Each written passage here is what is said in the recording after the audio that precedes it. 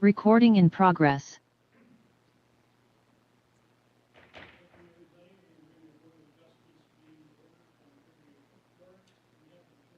Quorum, please. Rob Pierce, Present. Don Christensen, Present. Peter Gashan, Present. Kathy Julian, Present. Leo Harishni. We have a quorum. All right. Will you all please join us in the Pledge of Allegiance? Pledge allegiance to the flag of the United States of America and to the republic for which it stands, one nation, under God, indivisible, with liberty and justice for all. All right, can we have the ethics law announcements, please? Ms. Hickman? Thank you, Chair. Board members are reminded that if with respect to any matter or any person coming before the board today, you've received a gift or loan, you have a pecuniary interest, you have a commitment in a private capacity such as family, employment, business, or similar relationship, or you provided representation or counseling before an agency to a person or entity for compensation within the last year on a matter being considered, you must disclose that gift, loan, interest, commitment, or prior representation at the time the matter is being considered. You must furthermore abstain from deliberation or voting on the matter if it's clear the gift, loan, interest, commitment, or prior representation would materially affect the independence of judgment of a reasonable person. Board members are also reminded that under the Board of Adjustment rules, if you have had any contact outside this meeting with any person interested in a matter coming before the board today, you should disclose the nature of that contact at this meeting. Further, this meeting is being held in the County Commission chambers and via Zoom. If somebody is wishing to attend or attending via Zoom, please log in using the link found on the agenda. You can also join by typing zoom.us into your computer browser, click Join a Meeting, and enter the meeting ID 872-1567-5749. You can also join by telephone only by calling 669-900-9128 and entering meeting ID 872-1567-5749 and pressing the pound sign. To provide public comment via Zoom, utilize the raise hand feature during any public comment period. To provide public comment via telephone, press *9 to raise hand and *6 to mute or unmute. Thank you. Can we have the appeal procedure, please, Mr. Lloyd?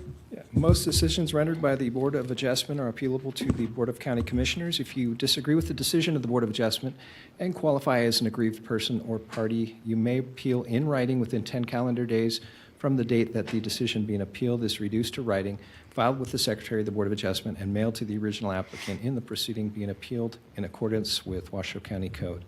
Please call the planning staff immediately at 328-3610 for information on the appeal procedure and the application fee. Thank you, Mr. Lloyd. All right, this time I'd like to open it up to general public comment. Do we have anybody wishing to speak? We don't have any items hands raised for public comment in chambers and no hands raised via Zoom. Okay. We're going to move on to item number 6, approval of today's agenda. We have 3 changes on the agenda today. First of all, item number 1, the amendment of condition case number WAC 240002, Project Max AC, has been postponed. It will be heard, but at a later date. The other 2 are the last 2 administrative permit case number WAD MIN 23-0015 for Johnson Garage. That one has been pulled. And the special use permit case number WSUP 240003 for Romero. That one has also been pulled. Other than that, the agenda is as it is. Can we get a motion to approve with the amendments? Peter Gashan, for the record, I'll make a motion to approve the April 4, 2024 agenda with those 3 items removed. Can I get a second? I second it. All right, second by Leo. All those in favor say aye. Aye. Aye. Any opposed? No opposed. Motion passes. Okay, moving on to number 7, approval of February 1st, 24 draft minutes. Did everybody take a look at that? Does anybody have any changes? Or can I get a motion to accept as written? I move to accept the meeting from February 1st, 2024. Okay, I need a second. I second. All right, all those in favor say aye. Aye. Any opposed? Motion passes unanimously. Thank you. All right, that moves us on to item number 8, and we will be starting with 9B, special use permit case number WSUP 230016 for a Sky Tavern Junior Ski Program expansion. Mr. Lloyd, can you please announce it? Yeah, for hearing, discussion, and possible action to approve a special use permit for an expansion to the Sky Tavern Junior Ski Area, including a utility service use type for the installation of snowmaking infrastructure, including a 1 million and 2 million gallon water storage tanks, approximately 11,000 linear feet of snowmaking water supply piping, and 2 well and pump houses. An expansion of the destination resort use type to expand site parking and lighting for the parking area and lighting for night skiing. Request to vary certain standards of Washoe County Code Articles 204, 410, 412, and 414, and associated major grading, including approximately 6,600 cubic yards of cut and fill and 6.1 acres of disturbed area. Representing Washoe County in this matter is Senior Planner Kat Oakley. All right, Kat, the floor is yours. Thank you.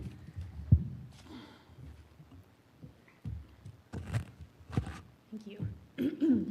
Kat Oakley, for the record, Washoe County Planning. This is a special use permit request for Sky Tavern Junior Ski Program.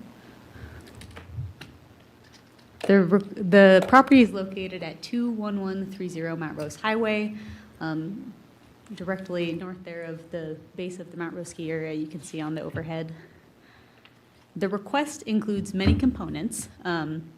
It overall is an expansion of an existing destination resort use type, which is how we classify ski resorts. The expansion request includes a utility services use type for snowmaking infrastructure, which would include a 1 million gallon and a 2 million gallon water storage tank, 11,000 linear feet of snowmaking water supply piping, and then 2 wet well and pump houses. It also includes repaving and lighting of the parking area, lighting for night skiing, and then major grading for all these improvements, which amounts to 6,600 cubic yards of cut and fill and about 6.1 acres of disturbed area. Also, as part of this request are a number of requests to vary certain standards of Washoe County Code, which I'll address as we get to them. Some background: this parcel is about 143 acres, and it abuts some undeveloped lands, some single-family residential parcels, and then 1 commercial establishment on the corner of Mount Rose Highway and Bum Gulch Road. It has been an active ski resort since 1994 and was acquired by the city of Reno in 1968. It's currently operated as a nonprofit ski resort and is one of the sites of high school ski racing in the region. So the first part of the request is for the expansion of snowmaking. This map shows generally where in red the water supply piping would go, and then 2 proposed locations of wells and pump houses. And Timber Weiss from the engineering division is just going to provide some additional detail about the water rights for the wells. Thank you, Kat. For the record, my name is Timber Weiss. I'm an engineer here in Washoe County. I just wanted to let you know that I helped with the assistance in filing of the water rights for the snowmaking processes for this project. And I would like to let the record show that these are all surface water sources, springs and tributary creeks to Browns Creek, and no underground drilled encased wells or underground water rights will be applicable to this project. Thank you. Thank you, Timber. So yes, as he said, there will be our surface water rights that are part of this proposal, and then the structures, the water tanks and the well houses, are generally proposed on the flatter areas of the site. There is some grading on the steeper areas for the installation of those underground water lines, which would be revegetated after the disturbance. The pump houses are both over 150 feet from the nearest property line, so that limits concerns about noise impacts, and for these reasons, staff supports this request and the grading associated with it. Now to talk about the parking improvements. There is an existing parking lot here that is in the area that's shown on the map, and what's proposed is a repaving of that parking lot and then restriping and the addition of parking lot lighting that would meet Washoe County Code requirements. This There is no proposed expansion of the parking lot, so the future parking lot would be where it is now, just doing some improvements that on their own would not require a special use permit, but in this case are part of the destination resort expansion. As part of this parking area improvement request, there are also requested modifications for some standards regarding the lighting type, the installation of wheel stops, and then the landscaping and screening requirements. And planning supports these requests, as is detailed in the staff report, due to the unique nature of a ski resort and the extreme snow removal demands in this area. To address the rest of the major grading, I've already talked a bit about the water tanks and the underground water supply piping. You may notice that there's 6.1 acres of disturbed area, which seems like quite a lot, but most of that will actually be stabilized under the paved parking area, and so technically wouldn't count towards these special use permit triggers. So that will all be permanently stabilized by pavement, and since the more significant grading is localized on flatter portions of the site, staff is recommending approval on all of the grading requests for this project. A traffic study was submitted with the application that shows that some intersections will have a level of service of D without the expansion, and then of D or F with the expansion without appropriate mitigations. There is a condition from the engineering division that would require an updated traffic study with updated mitigations to be installed to the specifications and satisfaction of the county engineer to resolve any traffic concerns, particularly with left turn movements from Bums Gulch Road onto Mount Rose Highway. As I said, they've requested to vary a number of standards. I've already touched on the parking lot ones. There also are specific requirements from the forest area modifiers for the segmentation of parking areas into a series of smaller parking areas. But again, since this is a pre-existing parking lot and simply redoing it would limit disturbance, staff is supportive of these requests, and this would legalize what is right now a legally non-conforming parking area and site development. Now for the ski slope lighting. So approximately 77 lighting standards at 35 feet tall with LED downcast lights are proposed for lighting for night skiing. The proposed operation hours of these lights are approximately 6 to 10 p.m. and mostly in the winter months, which would be about December to April. You can see on the map there where the lights would be going. Here are some image renderings showing kind of the impacts of the lights, what they would look like. They're not showing up too well here, but they're in the staff report as well and in the application package. And so what they show is that in the picture where it looks mostly dark, there are some existing lights in this view shed, right? There are cars on Mount Rose Highway, there are groomers at Mount Rose, there are residences, but as you can see on the image on the right, this lighting would be a substantial amount of lighting that would change the vista that is visible from many, many parts of Washoe County and from a lot of Reno and Sparks. Here's a map from our natural resources plan that shows that the subject property is in a high scenic value area and in what's called the community view shed. So again, the areas that most of the community can see. There are existing lights there, but this request is a significant increase in terms of what's there now. For example, at nearby Mount Rose, there's not lighting for night skiing or for nighttime operations. There's kind of minimal commercial lighting in this area at the moment. To get into the master plan analysis for this item. So really, this request would be positive for one of the main goals of the Envision 2040 master plan and negative for another. It would expand access to outdoor recreation, which is one of the 4 cross-cutting themes of Envision Washoe 2040. But it also would detract from the conservation of natural resources and particularly of scenic resources in this area. The forest planning area vision statement specifically mentions scenic and natural resources, spectacular mountain vistas, and also has some priority policies related to scenic resources, including Natural Conservation and Resource Policy 1.2, maintain dark night skies. So while the master plan broadly, in terms of the whole county, prioritizes both recreation and conservation of natural resources. The forest area in particular, and also this scenic, high scenic value area and community viewshed in particular, emphasizes the importance of maintaining scenic resources and maintaining night skies. And the specificity of those policies in this area is why staff is recommending denial on the request for the ski slope lighting, but approval on all of the other requests. This project was reviewed by 22 agencies, many of which did provide comments. No agency recommended denial. The parks, Washoe County Parks and Open Space, did reference the Natural Resource Plan and the Mount Rose Highway Scenic Corridor Plan, and indicated some concerns about night sky lighting, but did not recommend denial. 35 property owners received public notice. And a neighborhood meeting was held May 16th of last year at Sky Tavern. Approximately 9 people attended. Unfortunately, the recording, audio, and video of the meeting was corrupted, and so in lieu, a summary was provided. Staff can make all 5 required findings for partial approval of what we have recommended for approval, and then cannot make 2 of the findings for the ski slope lighting, the first being consistency with the master plan, which I went through, and then also with issuance not detrimental.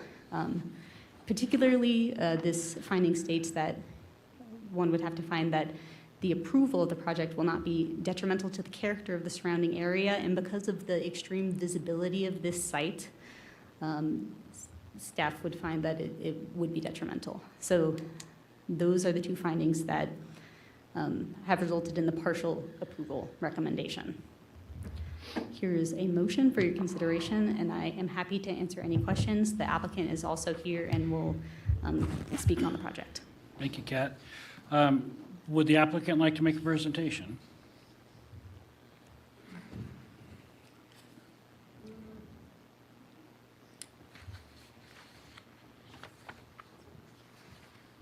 Yes, thank you very much. For the record, Nathan Robison, civil engineer in Reno.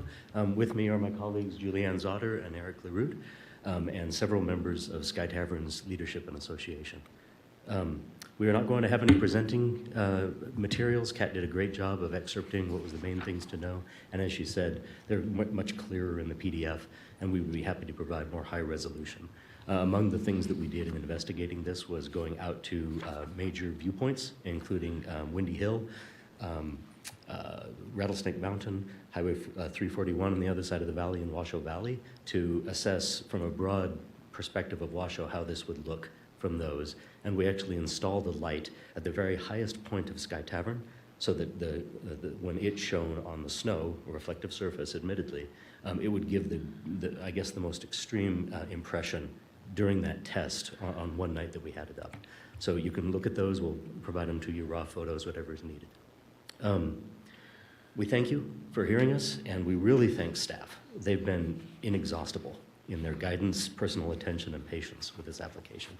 Kat particularly deserves a medal for how many times she has had to tell me, that's not what those words mean, Nathan. Here's what planning goes. And we've been very careful, gone up to the resort itself to get a personal impression. It's really been above and beyond. We're here to provide engineering. We've done engineering and surveying for Sky Tavern for 10 years. And we're at your disposal for as long as this takes to answer questions, including from the public, including from staff. But I would like to make a little personal statement that my first experience with Sky was about 20 years ago. My family and I were not quite making our mortgage, so we put an HP plotter in Craigslist. Bill Henderson called me and said, rather than money, wouldn't you like your kids to have ski tickets? And he talked me into it, and I went up and taught snowboarding for 5 years, and my wife worked in the snack bar. We couldn't afford it, honestly, but it was so worthwhile that we did anyway. It was a really important thing in my life that we were involved in that. I'm grateful that we were, and here's the thing though. Literally tens of thousands of people in this region can tell a similar story about themselves, their parents, their children. And each of those, even though they're small, and in some ways that's the big picture, it's nothing compared to the life's work that a lot of people have put into Sky Tavern. There's nothing else like it. I get shivers thinking about some of the people I've met up there, that this is all they do. So I think that's a good background of care. Now, to get a little technical, I think that the master plan is an admirable statement of principles. It's been very carefully laid out, and most of those things are around mitigating or preventing negative aspects in the future, but it can't anticipate everything. And it can't anticipate something that will be positive on one hand and negative on the other, and need the consideration of, human conscience to weigh the two. I think that's where we are today. A lot of times it's just somebody asking for extra grading or more money, and it's pretty easy to decide. This one's more careful. We have many letters of support that, if you haven't seen them, it's a pretty impressive list. They're pretty unanimous in the recommendations of positive benefits, and Yale Spina is here, and he's one of those lifelong dedicated. He'll speak more to those things, but I will tell you that there's nothing in this application that hasn't been sweated over technically and socially, sometimes in public meetings, sometimes in private, for years. We've been considering this, especially the lighting, and tried to minimize, tried to put it in the right frameworks for what its value is. In addition to those letters of support, I've read a couple of letters of opposition from the Mount Rose Bowl Private Owners Water Company. There's quite a few. It's a far-reaching list of concerns, but 3 do stand out, and I would like to address them just to get ahead of that conversation. Number 1, the water supply, the purpose and primary interest of the water company. Snowmaking does actually store water that would otherwise be lost downstream in the winter. It also extends the very important period of infiltration and groundwater recharge later into the season. Robison consulted with climate scientists at DRI, in addition to timber, and provided the references that those scientists gave us to the Nevada Division of Water Resources. And it's important that they did grant our application for a non-consumptive water right. On their technical merits, they feel that this adds to the snow capacity of the Browns Creek upper watershed. By extension, it adds to the groundwater and recharge and available water resources in that area, which cannot expand for development, and it can only use the water that's already there. The second concern was liability and security. The company seems very concerned with trespass, and that this is related to the quantity of skiers and snowboarders on the mountain. But I have to admit that increasing the number of people is the explicit intent of Sky Tavern. And there's a couple of mitigating factors to the likelihood of trespass or damage to property. One is that snowmaking and lighting are naturally attractive to users in the defined ski run areas. By putting snow, and you don't want to go off snow, you're less likely to go out of bounds, get lost, certainly at night. I think that it can easily argue that snowmaking and lighting decrease this concern about security. The second security issue that they bring up, or that is mentioned, but I think it is only in favor of this proposal, is the augmentation of existing firewater storage up there. There is a fire tank and it's serviceable, but this 3 million extra gallons could be regionally significant for wildland firefighting as a source of water. And in my mind, that increases the security of my home, decreases the chance of a wildfire damaging my property. The third one is the comment on the physical condition of Sky Tavern's lifts, buildings, and other infrastructure. The water company is frankly derogatory about their appearance and quality, but they may not have considered that expansion of services, particularly the beneficial, sustainable expansion that snowmaking and lighting as a conjoined project can provide, are the very sources of revenue and means for maintenance and upgrades to the facility to address those concerns. Everybody here from Sky Tavern can tell you that it is otherwise maxed out for serving the community. It does not have more room to grow without growth in time, and which is only at night for school kids who would otherwise be in school during the day. Yale has more to say on that. But I really think that it's worth your ingesting that this is a nonprofit organization. It has nothing to do with any of the additional revenues it might have, except improve the mountain and improve access to resources. 60 years or so of serving the community, and the application really today is not for lighting. It's to get permission in the only way possible through the SUP process to expand that service to the community. And I urge you to vote in favor of it. Thank you. Thank you. At this time, let's open up public comment on this matter. Well, did you have some, he's already reset your time. I'm sorry, I didn't know you had somebody. He's already reset the time, and in fairness, we, May we submit a public comment?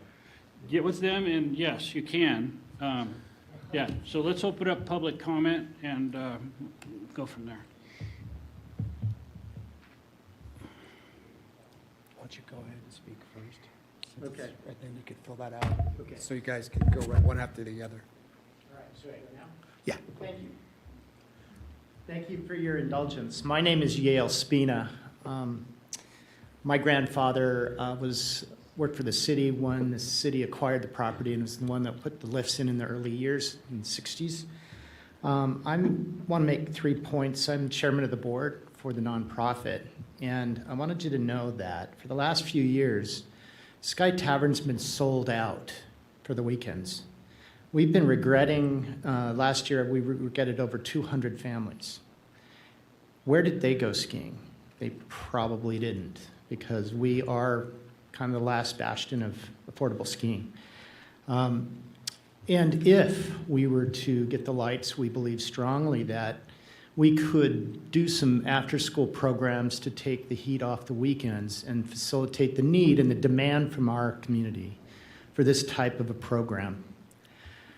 Secondly, I would like to say that I believe strongly we shouldn't be getting our kids out of school for race training. I think we should get them up after school and not take them out of school now in the post-COVID world where they're trying to catch up.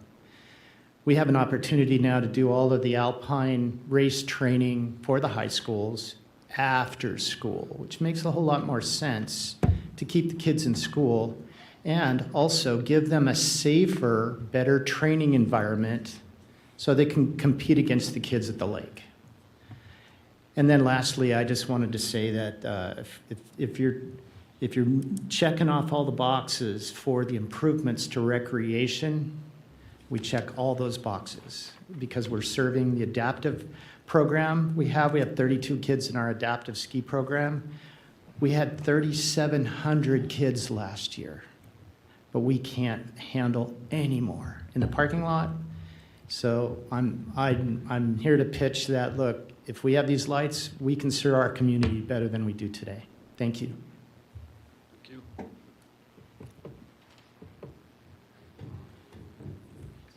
Hold, one moment, sir. Let him, he's gonna. I'll call you. He'll call you. That's all right. It's okay. No problem, no So I problem. got Matt O'Brien. Matt, you got 3 minutes. Please state your first and last name for the record. My first name is Matthew O'Brien, my first name is Matthew, my last name is O'Brien.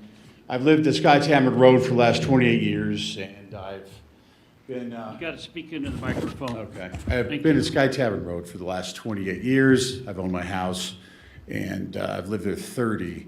I'm here today because what you're really deciding here is to what extent does Washoe County, the people that we've elected, kill its agreements with the people that elected them. Now, I'm a victim of eminent domain, and they put a highway right through my neighborhood when I was a kid. They took our rights, the state did, and they put a highway in. In this case, what we're doing is we're taking the rights of a lot of us that are up there, and we're transferring them not to a state agency for evaluation and caring for them, but we're transferring them to an organization that are renters. They really don't even own the land. And I'm not sure that I'm comfortable with that. A second thing I want to point out, if some of you are thinking yes, that would be a first criteria. If you're comfortable with that, then you're on your way to a yes. Next thing, options. Is there no options except to put lights out in a forest? They had to put that highway through my neighborhood. no option. But couldn't resources be used in a different manner? Has this really been thought out? If you think this has been truly thought out and there's no other way to do it, then I would guess you're on your way to a yes vote there. And then finally, the efficacy of this. They say they're already serving a large group of people. Well, what about the impact up there? It's true, they're serving a large group of people, and just because they might be able to serve more doesn't necessarily justify them putting in such expansions. The county does have an obligation to those who live up there and other residents too, and this does serve, let's be honest here, a very small population, okay, of people. Couldn't those funds be used in a different manner to support them rather than such a drastic expansion that is going to change the nature of the area? Now, I know a lot of people are saying, we are doing this for the kids. Well, other things can be done to the kids that probably could be done in a more economic way. So I'm just asking you, I think this rises to a standard, you know, if you all made a bad economic decision, we all pay for it. If you make a good one, we all pay for it. In this case, it's not equal. You're taking the rights of some, and before you do that, I think it needs an extra layer of scrutiny rather than just a simple financial decision you might be making. That's my time, and I want to thank you for yours. Thank you.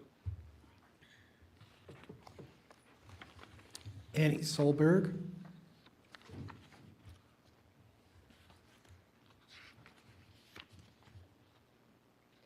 Hi, I'm Annie Solberg, and my husband Andy and I own 1165 Sky Tavern Road, a house. As far as the snowmaking goes, we were wondering if there'd be a way to add a hydrant closer to Sky Tavern Road for the wildfire mitigation. We would also like to say that we oppose the lighting.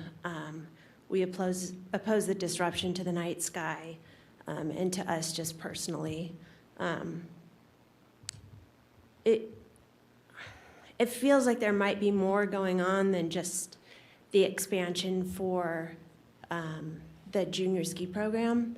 The mountain biking that goes on up there now has certainly, there's good things about it, but it has changed Sky Tavern. There's camping in the parking lot, and just a different group of people that are there now. And it does feel a little bit like the lighting could be used for more of the mountain biking, and we oppose that. I think also, we're definitely big skiers, and night skiing always sounds really great, but it doesn't really seem like it ever catches on that much. And I don't know about having children skiing at night. I also am not sure about the high school kids going down the Mount Rose Highway at night after training. And mostly just for the aesthetics of it. We very much disagree with putting in the lighting in the parking lot and on the hill. Thank you.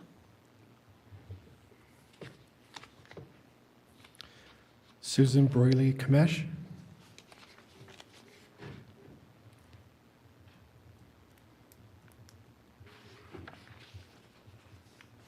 Good afternoon. I'm Susan Broily-Kamish. My parents, I apologize, my grandparents built a cabin on Bums Gulch Road in 1947. So we've been up there a long, long time. We're not permanent residents up there. We do visit, but our neighbors are here and they do live up there year-round. My concern is lighting. If you have lighting on the whole mountain, I know that picture showed probably the 4 or 5 level runs. I used to ski at Sky Tavern too. I was on the ski team. I trained at Mount Rose. I didn't train at Sky Tavern. The 4 or 5 level hills, if someone were to get off of those hills and go to the 8, 7, 8 hills, our houses are down there. That's completely blacked out on that map. So if someone were to get off trail, I know they're saying they ski in the light. Well, what if it's some, 12-year-old boy and he's like, yeah, let's go have some fun. So he goes off trail. He's gonna end up in our backyard. There's trees. The slope is extremely steep. I don't know if you're aware of it. Go down Bums Gulch Road and look up because it's very steep. It's hard to even hike up that hill. I did want to point out too, the May 9th meeting that was held last year, I think they said May 9th, I just consulted with two people who have houses up there. They never received notice of that hearing or that meeting. So I would request that we have another meeting regarding this, because this is the first we heard of it. And we're here to approve a permit, and this is the first time we've heard of this issue. I'm concerned about the public notice. Frankly, I don't think it was given. I don't know who sent that message in May of 2023, but we did not receive it. So in final, I'd just like to say, please consider this. Perhaps it needs to go back to the drawing board. Sky Tavern itself reached out to homeowners up there, and they want to have a meeting next week. Next week is after this board, after the permit. What's that going to do? They're going to say, like, we're doing this to you now? I would like a meeting with them before. So I'm going to request a continuance of this matter until another day so we can meet with Sky Tavern, perhaps have another public meeting. That's my time. Thank you. Thank you. Sally Sue Broyley.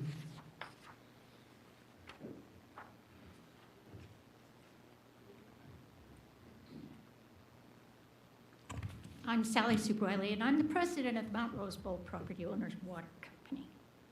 In 1976, we had an issue where we did not have water. Our spring was going dry. We were producing 1 gallon per minute. This did not even fill our 10,000-gallon water tank. It was basically half full, and that's where it remained. We had restrictions for water 2 hours in the morning and 2 hours in the evening until August, when we got huge rainstorms and the aquifer was rehabilitated.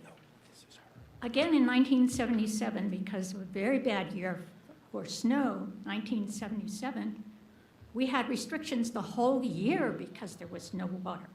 You're using springs. You're telling me you're going to use Browns Creek and you're going to use springs? Well, these springs run dry.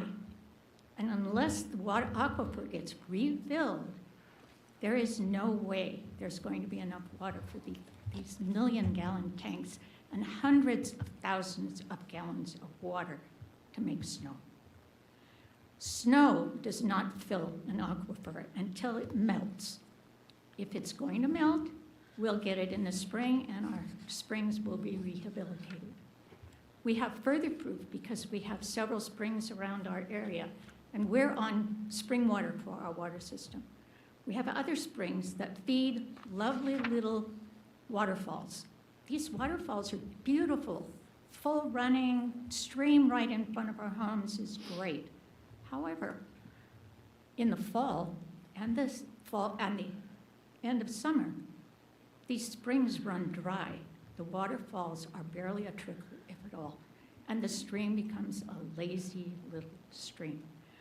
Therefore, I think that you need to go back and look at the appropriation for the water from 1977, which was an adjudication by the federal water master of the state of Nevada. Sky Tavern and Mount Rosebowl Property Owners Water Company are restricted to the water uses we had in 1977. I therefore feel you need to go back and you need to review that, and then you need to come back to us with how you're going to get millions and millions of gallons of water. Thank you for your time. Thank you.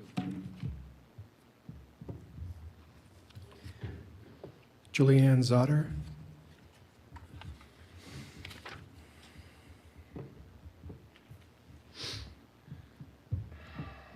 Good afternoon. Thank you for your time. For the record, Julianne Zotter. I do work for and am president of Robinson Engineering, but I'm speaking as myself, as an individual today, in support of Sky Tavern.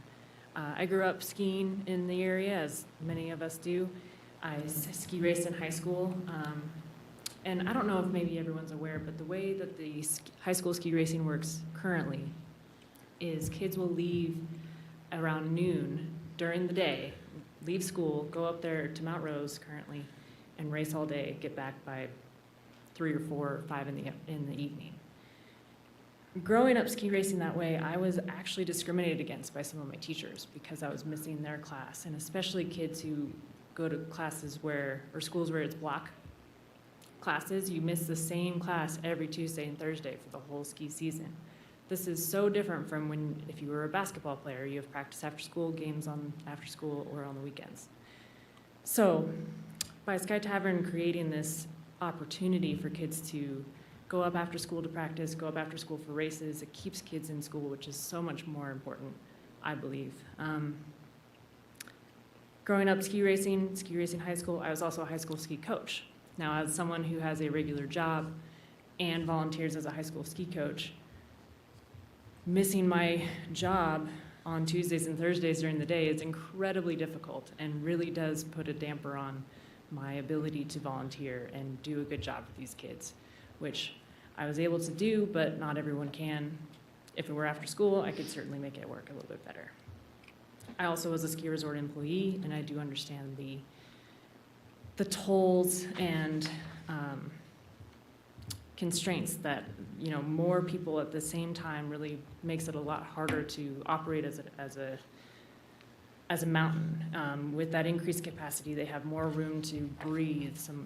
They have a little bit more flexibility with things. And as far as the concerns about, having the lights on and the skiers at night would hinder their grooming operations or other operations, with the lights turning off by 10 o'clock p.m., there's plenty of time for grooming, other operations and maintenance, and the like. So thank you for your time. I really appreciate it. Thank you. Chris Minez.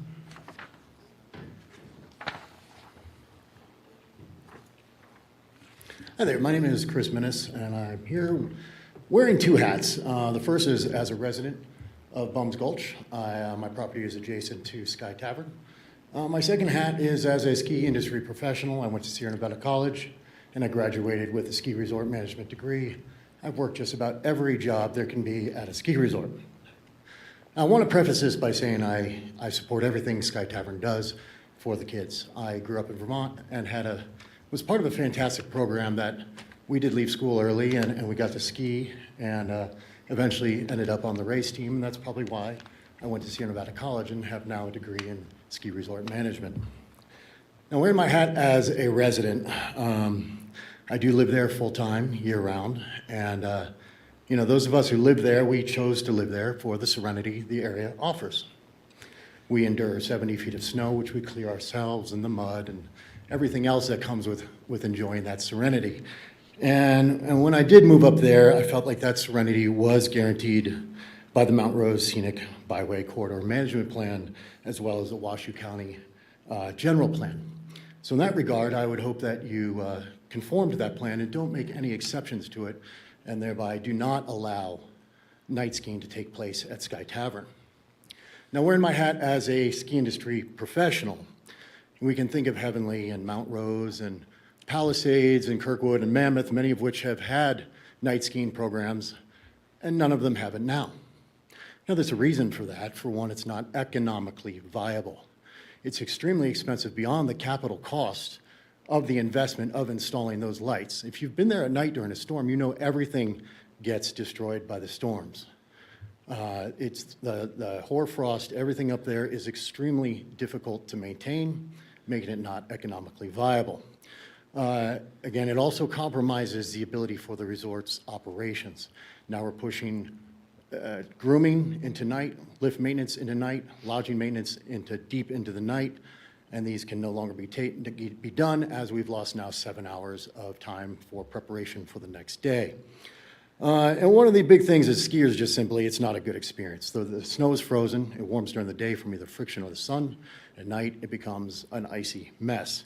And I think one of the biggest things is the safety concern. That mountain's pyramid-shaped, which means best case scenario, you end up in my yard.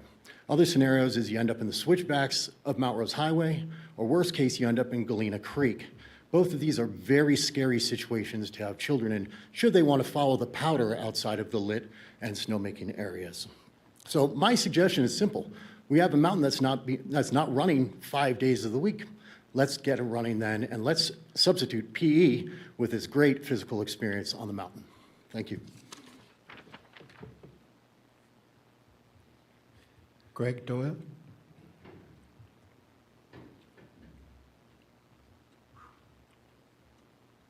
Hi, I'm Greg Doyle. I'm a volunteer on the nonprofit junior ski program. What is dark night sky? What time does that start? We're only talking about keeping lights open until 9 or 10 o'clock. We're not talking about the dark night sky. Have you guys ever been out east, Massachusetts, where they ice skate on the lakes at night in a park? This is a park, city park. And the city asked us to utilize this property as best as we can see. This is the stuff that we see that we're presenting to you that's going to make the best use of it. It's not going to impact. If we're talking about impact, why do we have so much growth as it is? I grew up here. I don't get to play like I used to. Why? We have growth. This is a city park. The town's growing. We can utilize this park to build better families, help out our recreational sports, bring back UNR ski team. It does so much for our community. And that's what's here. We're talking about growth, and it's going to impact us. It already does. Look at the place we live in. So I just want you guys to consider the big picture. This isn't dark night sky. This is us fulfilling the city's requirement for our new lease. Thank you.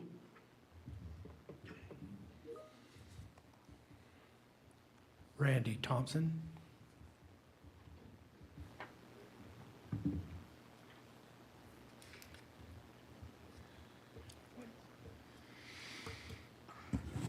Thank you. For the record, I'm Randy Thompson. I'm on the board of Sky Tavern.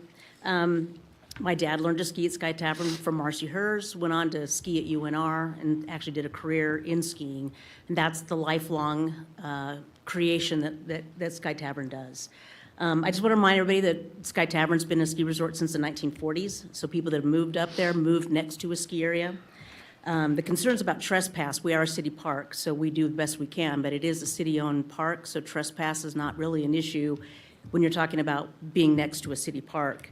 And the lighting issue, I think it's been explained, it's going to be fairly modified. It's going to be lighting the snow primarily, not the sky. We're trying to get the kids safely down a hill. I'm going to tell you, I learned to ski at night at Boreal with Yale Spina. My dad used to do competitions up at Boreal, which is still a lit ski area. So it can be economically viable when it's used correctly. And I'm also going to say that we have lights at night for all of their kids' sports, baseballs, soccer fields, football fields, tennis. Why are we discriminating against kids who just want to learn to ski at night and train at night? And I think we've already made the issue here that in 2019, we got a new lease from the city, and the city requires us to expand to year-round sports, including biking. We have done a lot of outreach into our community. I'm sorry to hear that we haven't heard from our neighbors today, but we will do a better job of reaching out to our community and to our neighbors. We are doing the best we can to operate the city mandates that we have, which include expanding our park, expanding year-round access to the community. And I just want to look at that mission statement. That is Sky Tavern's mission statement. What we're doing, working together to regionally to provide and sustain a safe, secure, and healthy community. We're trying to keep kids healthy in the wintertime. That's our number one goal. And this is a great way to do it, along with keeping them safe at night as well. Thank you.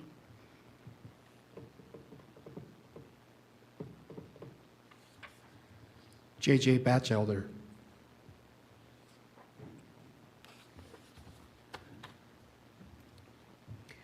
Good afternoon. I'm JJ Batchelder. I do work for the Washoe County School District and the Board of Trustees, but I am here speaking as an individual. My mom learned how to ski at Sky Tavern. I learned how to ski at Sky Tavern. My husband learned how to ski at Sky Tavern, and our kids learned to ski at Sky Tavern. This is a generational family program that many kids in the area get the opportunity to experience. The ability to provide snowmaking and lights at Sky Tavern expands that opportunity to even more kids.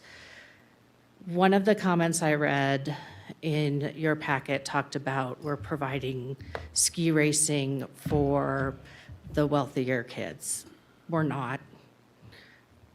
Skiing, high school racing at Sky Tavern has allowed the opportunity for even more kids who might not have the opportunity to learn how to ski race. We have ski race teams at every single high school, every single one, to include Hug and Wooster, because we provide opportunities for decreased costs with skiing at Sky Tavern. Mount Rose didn't offer that to us.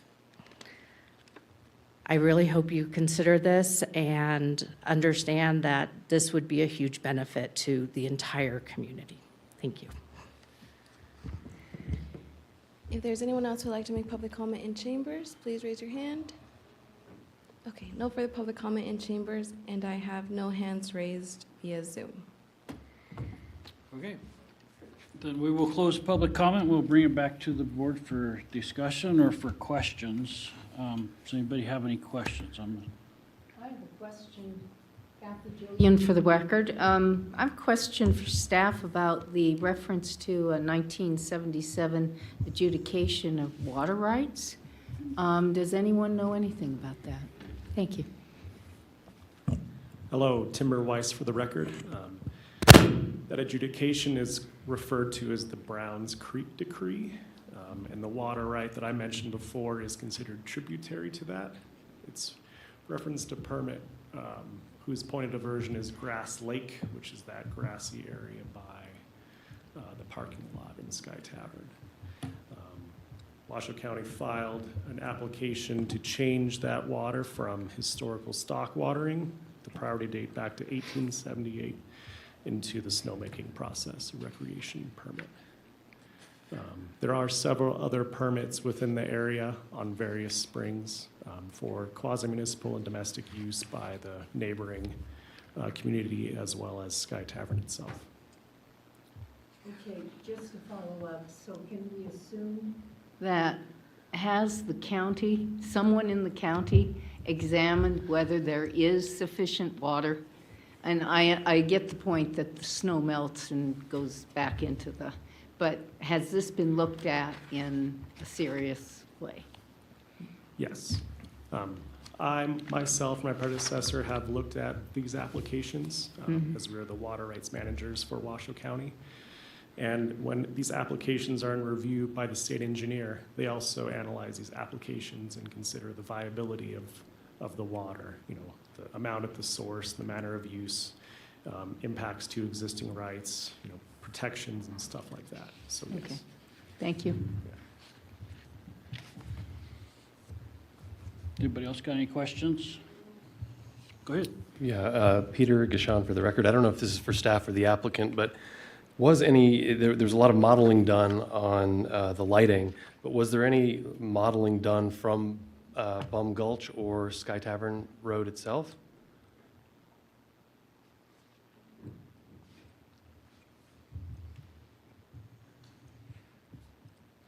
Happy to speak.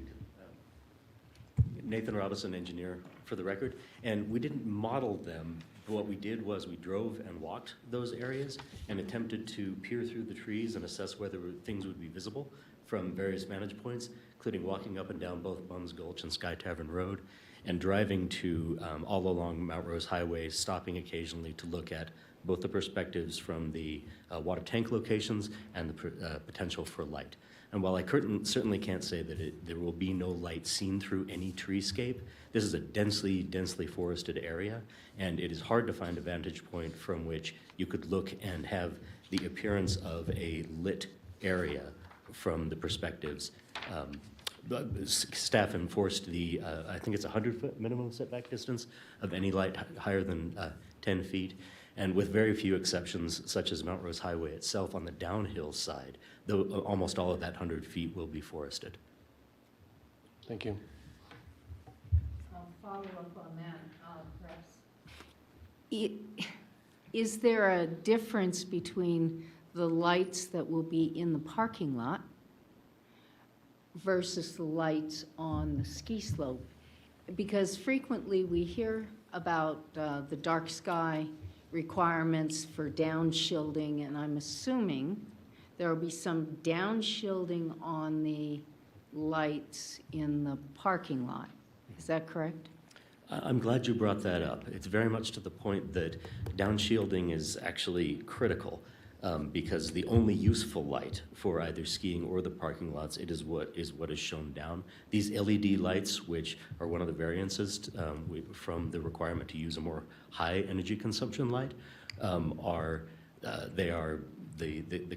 the exact color tone is optimized for visibility and safety of skiing.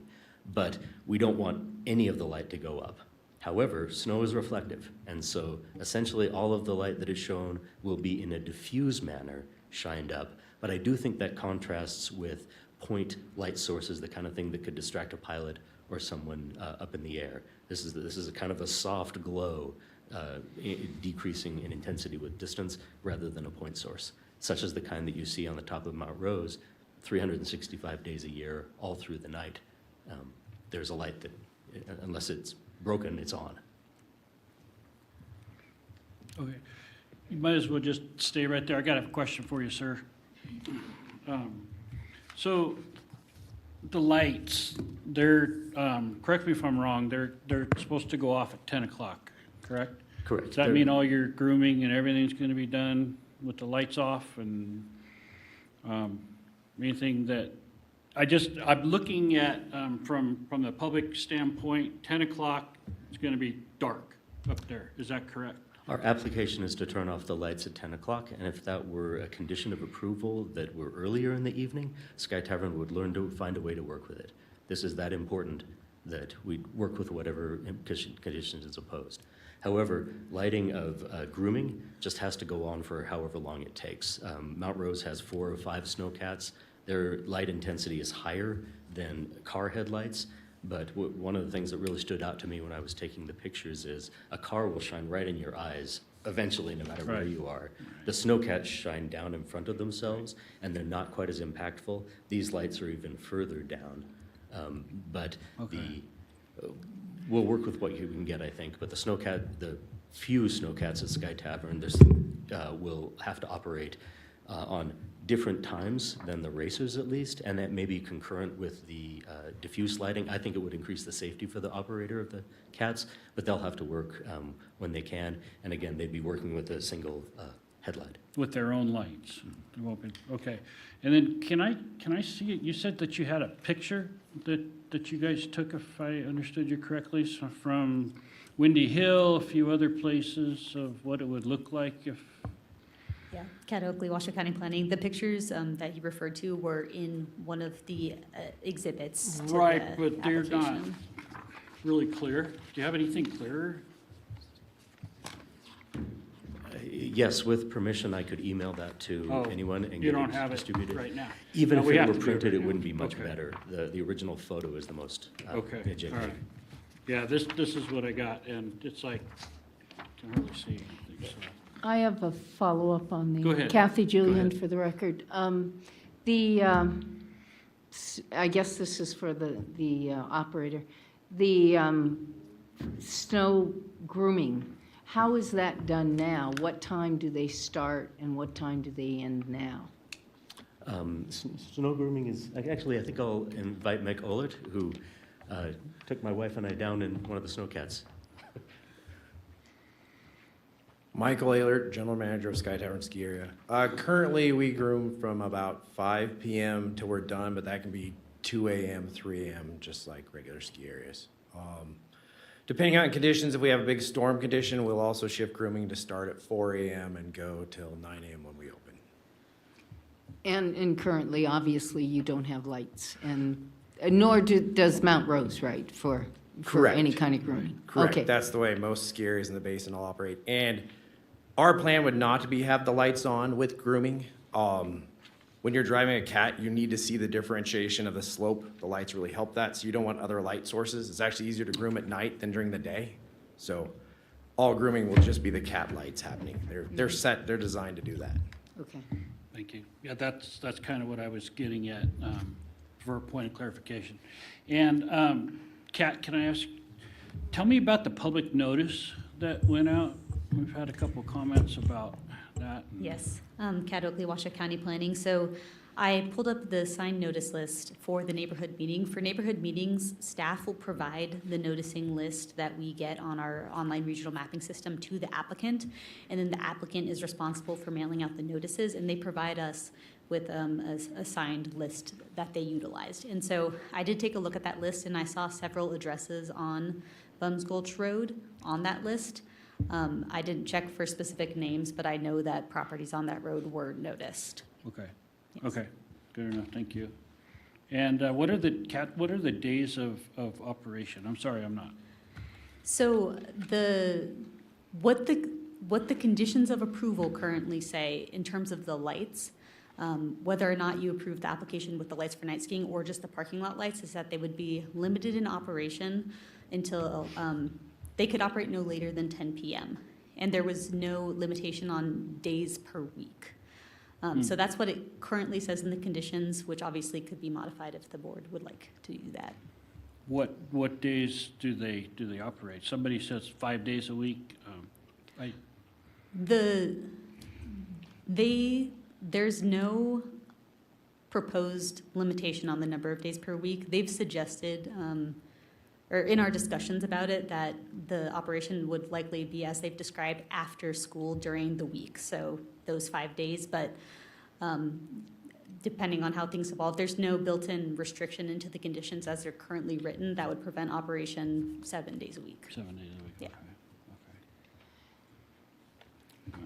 I also do just want to mention real quick, since I forgot it in my presentation, you received a memo with one additional condition about 2 days ago regarding parking, the addition of signs for parking on Bums Gulch Road, specifying that the parking would need to be parallel parking on that road because of concerns about parking in the drive aisle for that road and the safety concerns that come from that. So that condition would also be part of staff's recommendation. Do you have a copy of that for us, or? Yes.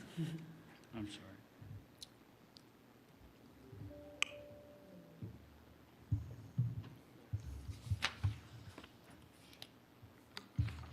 While we're waiting, Peter Gashon for the record, just to carry off of that point, I was a little bit surprised at seeing some of those pictures. Is Bum Gulch a county-maintained right-of-way? Yes, it is a county road, and the easement, I believe, for portions of it is pretty narrow, about 30 feet. And is there some expectation that with the improvements to the parking lot that we won't have spillover onto Bum Gulch? There's no expansion of the paved area of the parking lot, so I wouldn't anticipate a huge increase in capacity. There may be some marginal increases based on layout, unless you disagree. Thank you. I think the only thing we could say as to parking capacity is if you serve 5 times as many people but have 10 times as many hours to do so, that you have the ability to regulate that parking. Right now, it's so compressed on the weekends that I think that's the main source of overcrowding problems with Sky Tavern, is that we have so few hours for the limited audience. And with a larger audience, we have opportunities to spread that out. Yale may have. I have another Go ahead, question. go ahead. What are the current operating hours of the ski rig? Lest I mislead you. I just wanted to comment that it's not likely that we'll be serving 3,700 kids at night. We need to take that heat off. But typically, right now, Sky Tavern is open for the junior ski program Saturdays and Sundays from 7 a.m. when we get there till about 5 o'clock at night. And then the last 2 years, we've been open Wednesday, Thursday, Friday in the afternoons for high school training and the training of the UNR Division I race team and other race teams. So that's right now our only operational times. And I would comment that we would open during the week, but it doesn't benefit anyone if we get kids out of school for that. So that's why this after-school program is so important. We got to keep the kids in school and then open the area for those times when we can train them and they can practice. Just following up on that, I ski in the Tahoe Basin. Okay. Do adults ski there, or is it just simply for the ski teams and the kids? We typically have programs that you sign up for. Okay. We don't sell a ticket. So it's not like Mount Rose where a parent would ski with their kid? Well, typically in the junior ski program, the parents come with their kids. It's a family. Here's the way that works. If you have children, you sign them up for the program on the weekends, and you're also obligated to come and give us 2 hours of your day working in the parking lot or in the kitchen, or teaching skiing, or herding kids, or supervising kids. And then after your 2 hour obligation to Sky Tavern, you can ski with your kids or learn to ski.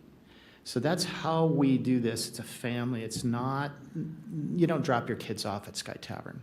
And how many ski lifts do you have? We have 2 chair lifts and 2 carpet lifts right now. Okay. And one of them's named Rocco, after my granddad. Sir, could you please identify yourself for the record as well? My name is Yale Spina. I'm Thank you. chairman of the board of Sky Tavern. Thank you. Anything else? No, I think that's fine. No, did you have any more questions? Go ahead, Leo. Yeah, Leo Harishny. I have a question about the, I see I agree, I have a little concern with the lighting example of potential impact. This may be not me not reading it correctly. So there will be 13 light standards put in for the whole thing, the parking lot and for the night skiing? Cat Oakley, Washoe County Planning. There will be about 77 lighting standards for the night skiing and then about 13 for the parking area. Okay, and then it came up here in the discussion today, so the lighting, so the skiing coverage area will be just on the 3, 4, and 5 hill, or will it cover, will it cover 7 and 8? Will it cover 4 or 5? Will it cover, how will the light poles be distributed? We don't have any current plans to cover the jump hill at this point, but we do need to cover the back trail and the 4 and 5 hill. The back trail is where the beginner kids go, around the back and around the side, and the 4 and 5 hill are the main source areas that we want to have for training. And I will say this about training. Training to ski race is a big deal here in Reno, especially with the new University of Nevada race team. Just so you know, I think Nevada is 45th for getting kids from high school into college, which means we're terrible. And also, I love the team at UNR, but there's a whole lot of scholarship foreigners on that team. Why did they get a scholarship and not our kids? And the reason is they have training facilities back in their country like what Sky Tavern is. And so I would like, and I'm proposing to all of you, what about our kids? Our kids from the Truckee Meadows should have those college scholarships and maybe go on to the Olympics. Right now in NCAA racing, a lot of those athletes, when the Olympics come around, they go back to their own countries to support their own countries, and they don't support the country that's paying for their education. So I feel strongly that this piece really makes a lot of sense for us as a community in the Truckee Meadows. Leo Harishny, I have another question here about the lighting, and I'm not, so I'm a participant in the junior ski program, learned to ski. Currently, do you operate summertime programs? So on the result? Yes, we do now have bike clinics for kids and women, and we're going to expand on that. But I will tell you, we're not planning to turn the lights on at night in the summertime. Let me explain. Okay. Let me explain. If you are a mountain biker and you want to ride at night, you can do that right now anywhere because you have a light on your handlebars and a light on your helmet. There's no intent or any reason to turn these lights on at night in the summertime. It's really just 3 months a year, 3.5 months a year, and we're thinking 4 nights a week from 4 to 9 or 10, and that gives us that opportunity to serve our community like we should be. Okay. I have a question Go ahead. about, I live in Incline Village, and I live 4-minute walk from Diamond Peak. And I hear the snowmaking machines every night when they're on. So has this been discussed with the community living there, the sound from the snowmaking machines? And I note that the summary of the neighborhood meeting was, I guess the question would be, was anyone here at that neighborhood meeting? And is it absolutely true that there were no people at that meeting who had any questions or serious concerns about this development? Because your summary suggests that there were no serious concerns. Everyone was supportive. Just one moment. I hate to interrupt, but we need to identify ourselves when we're speaking, either commissioners or at the podium, please, just for the record. Thank you. Nathan Robinson, for the record, the engineer, but I was an attendee at that meeting, and I went to it in anticipation of technical oppositional discussion. 2 members of Sky Tavern gave presentations on their ideas to a quiet room, and we did hear no opposition. There was just kind of general, what you would expect. We love the kids, we're in support, this is a good idea, but we didn't get into a lot of technical. We didn't have renderings of lighting at that time. There was nothing unexplained, but it wasn't as well fleshed out a plan as the county has had us present now. It was a public meeting, and as I said, I expected to have opposition and was somewhat surprised that we didn't have that attendance. So this is Rob. I've got one more question to follow up on that. I heard one of your representatives state that they would be willing to end the lighting at 9 o'clock. Is that a correct assumption if we let's just say hypothetically, a motion came up and we approved the whole thing, but changed the hours until 9 p.m. max? Would that be something that you guys would be okay with? That was me, Nathan Robinson, for the record, who suggested that, and I'm not really speaking as an authority for Sky Tavern. They have their own board, but I will say that in my experience, the SUPs that are denied in this or at the Board of Commissioners meeting are usually because someone is unwilling to be flexible and reasonable. And I know that the people at Sky Tavern are not those people. So I think I can speak to their character, if not to the exact minute. Okay, thank you. Do we have any more questions? Okay, does anybody And want Chair Pierce, I have that memo. Do you still want me to pull that up? to? Yeah, yes, please. How would we word this, Kat? Kat Oakley, Washoe County Planning. So the actual language of the condition is that block paragraph in the middle. That would be added as condition 3D. The whole thing? Okay. Yes. So we're bringing it back to the board now, and we're gonna, let's discuss it. I'm personally in favor of permitting this with the lighting if they shut it off at 9 p.m.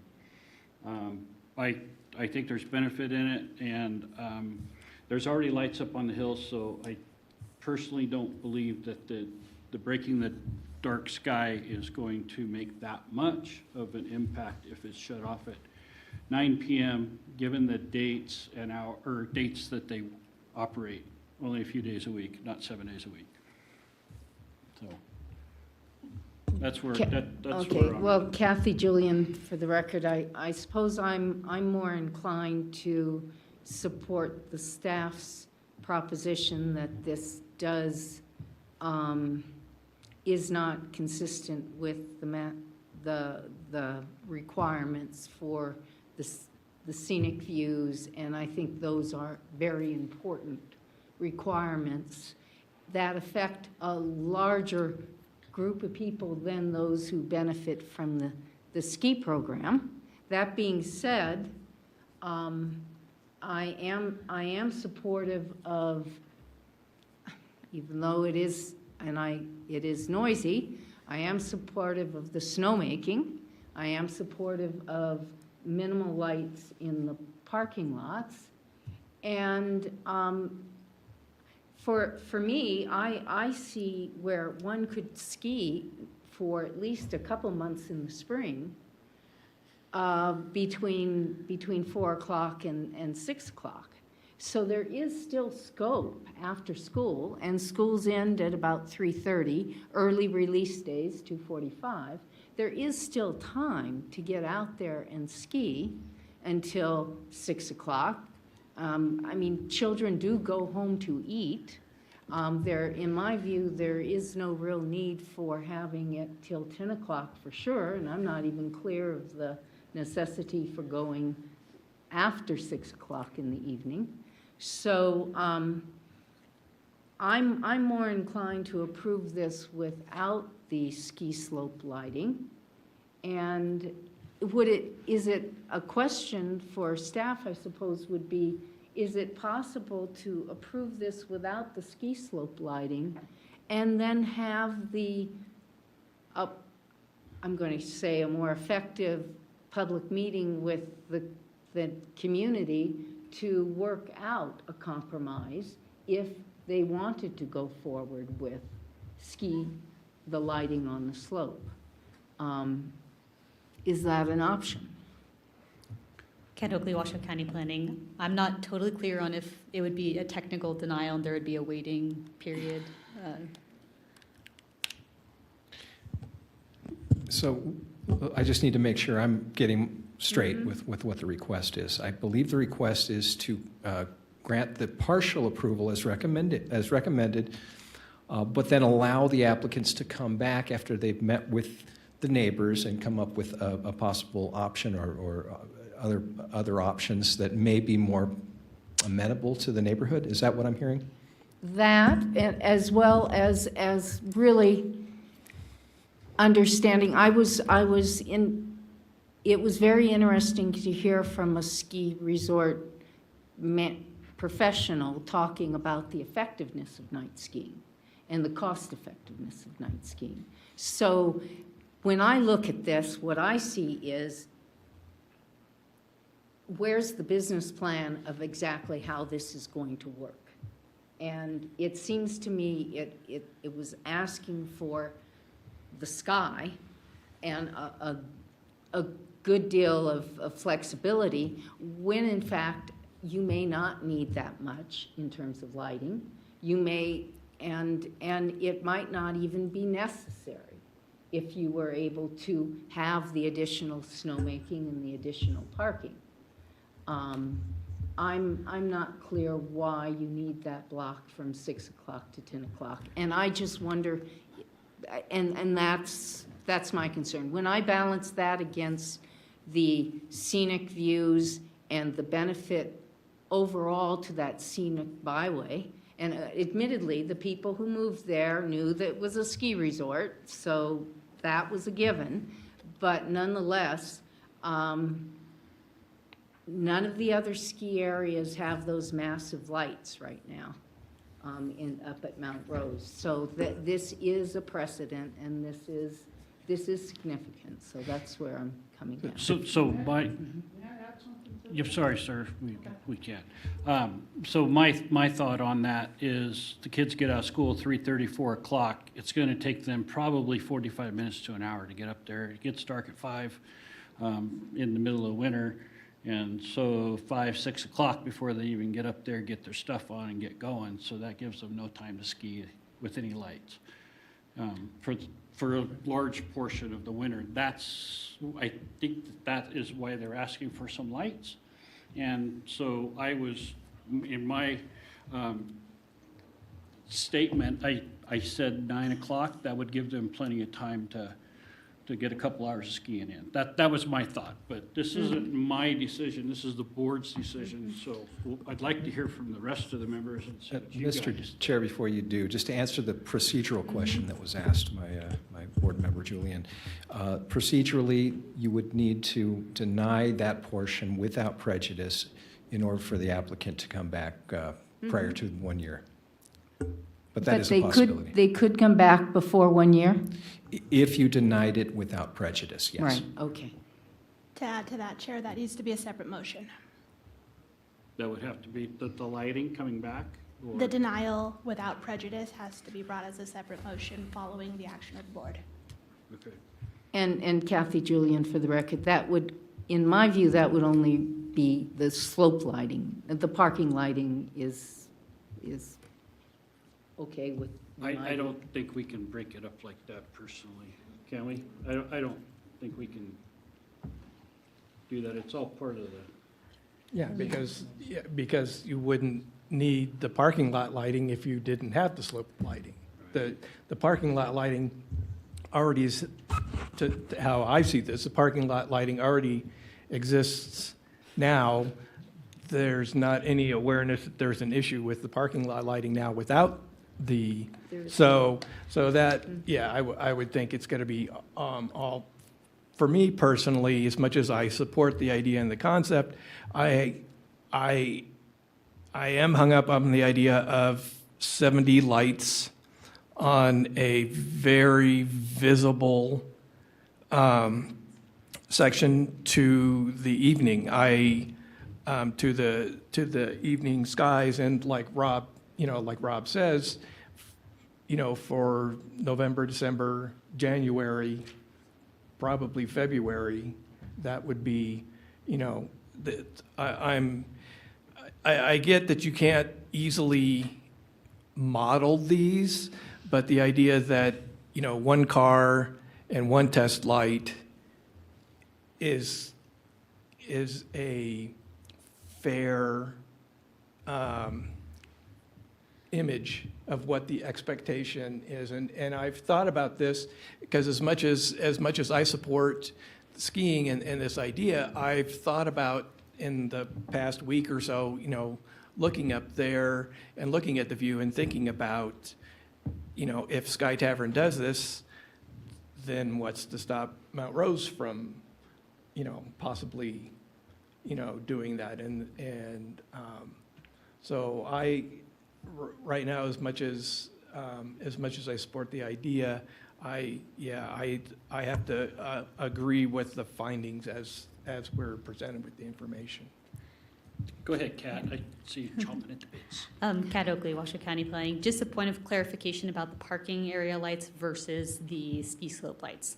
The ski slope lights constitute an expansion of the destination resort use type, which is why they're part of this special use permit request, why they need a special use permit request, and also why staff's recommendation is specifically to deny those lights rather than also the parking area lights. The parking area lights are actually required by our code, and so for commercial uses, and so if they came in for a building permit just to do those parking area lights, they could do that.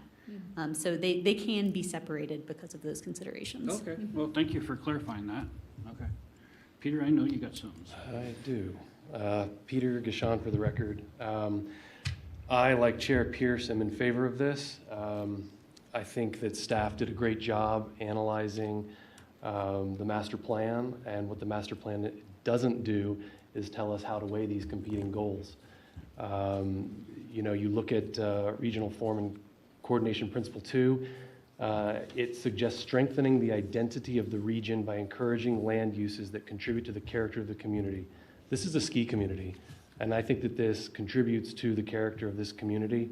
I was moved by the fact that the U.S. Forest Service, the Nevada Department of Wildlife, and Regional Parks and Open Space did not have any concerns or comments with the proposed ski lighting.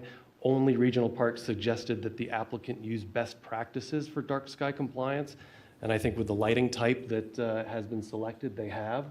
So then it's our job to look at the findings. Because it is a subjective analysis, in my mind, strengthening access to outdoor recreation weighs heavier. So I do believe that this would be consistent with the master plan, and I do not believe that the issuance would be significantly detrimental to public health, safety, or welfare. So I would be in favor of all variances and SUPs requested, including the ski slope lighting. That's good, thank you. Yeah, I'm looking at the lighting as it's not a subdivision, it's a temporary thing. So that's how I justify with the dark sky. So, you have anything, Don? I do.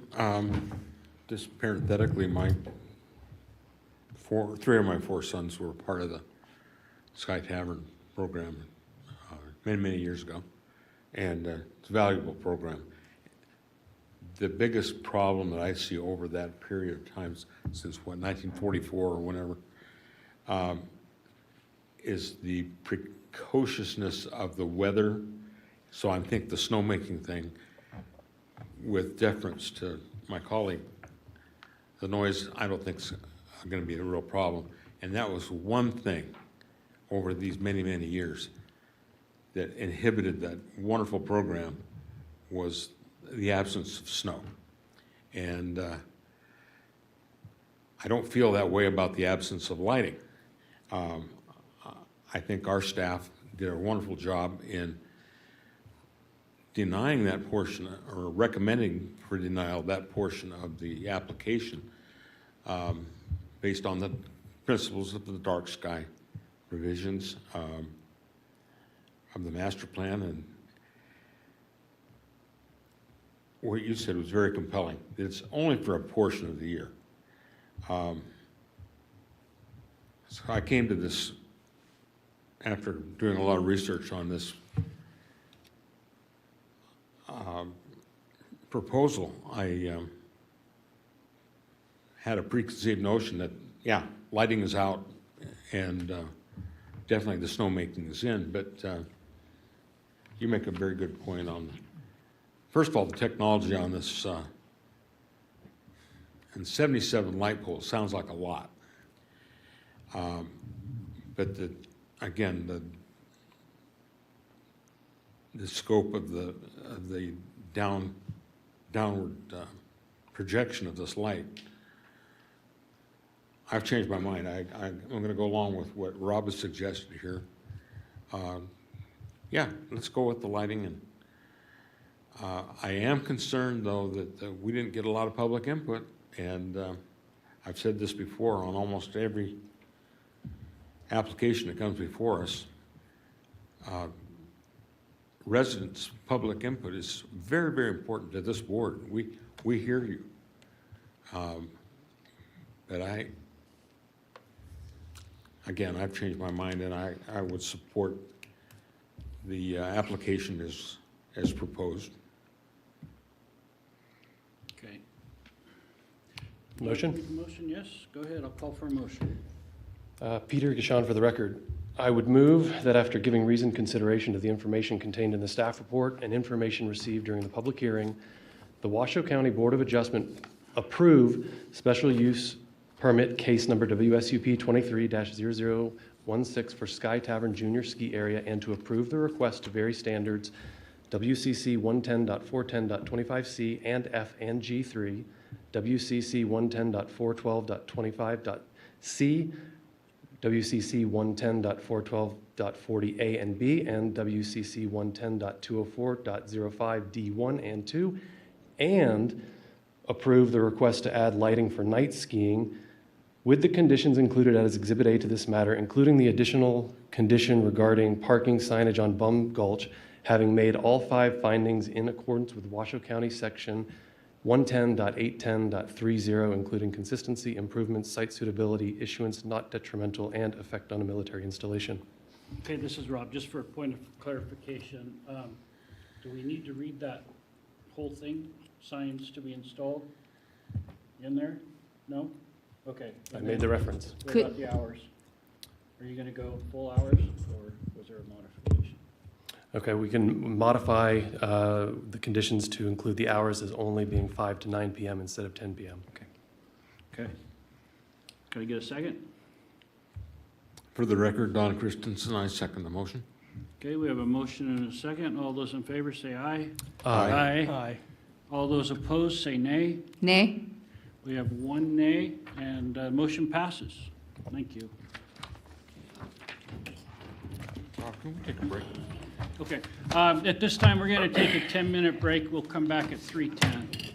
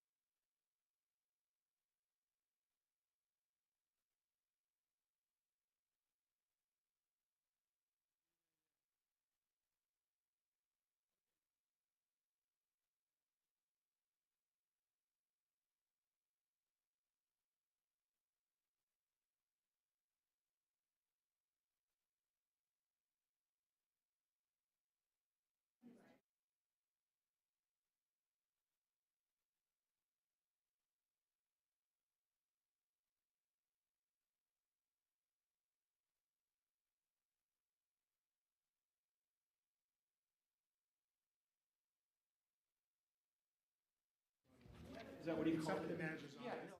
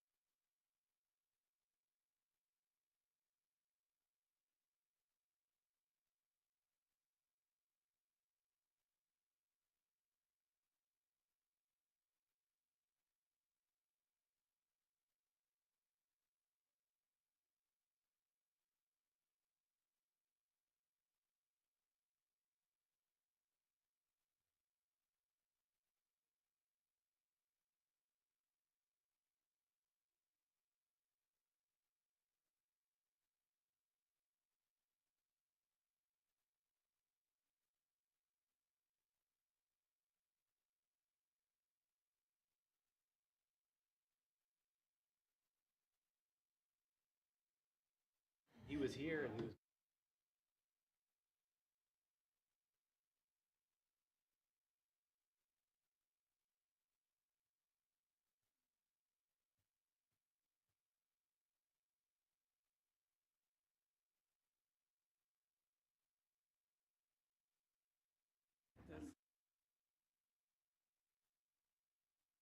Yeah, that's what I thought.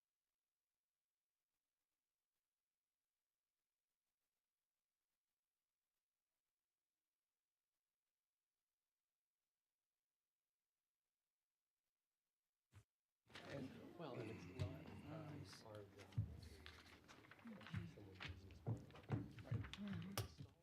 job to someone business. So how noisy? Very nice.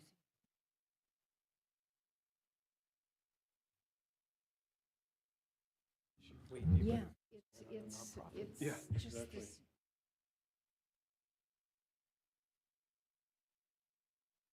And it's,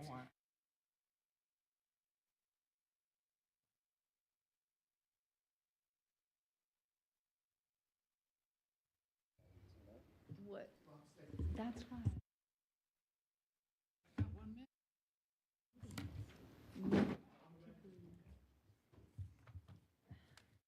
Are you ready?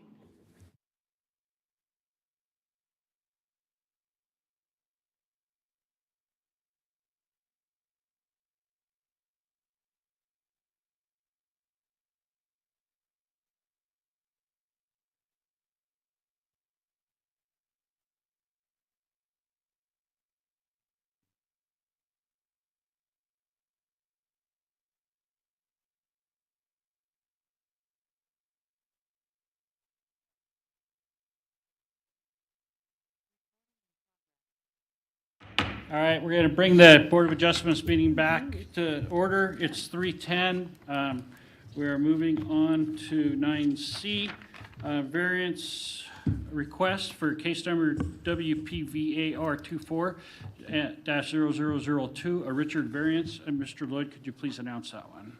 Okay, for hearing, discussion, and possible action to approve a variance to reduce the front yard setback from 20 feet to 15 feet to bring an existing legal non-conforming dwelling that was constructed in 1920 into conformance with current setback requirements.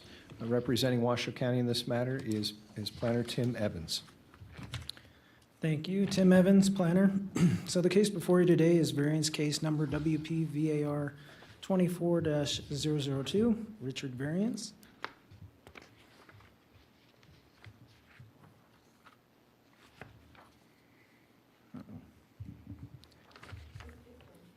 Is it? Oh, there it went. Okay. Just didn't click the button hard enough. All right, so this property is located at 280 Medgar Avenue, and it has APN 570-26317. The property is 0.66 acres, and the surrounding parcels around it are also similarly developed with single-family dwellings. This property is located in the North Valleys planning area, and it has a zoning of medium-density suburban. So the request before you today is for a variance to reduce the front yard setback from 20 feet down to 15 feet to bring an existing legal non-conforming dwelling that was constructed in 1920 into conformance with current setback requirements.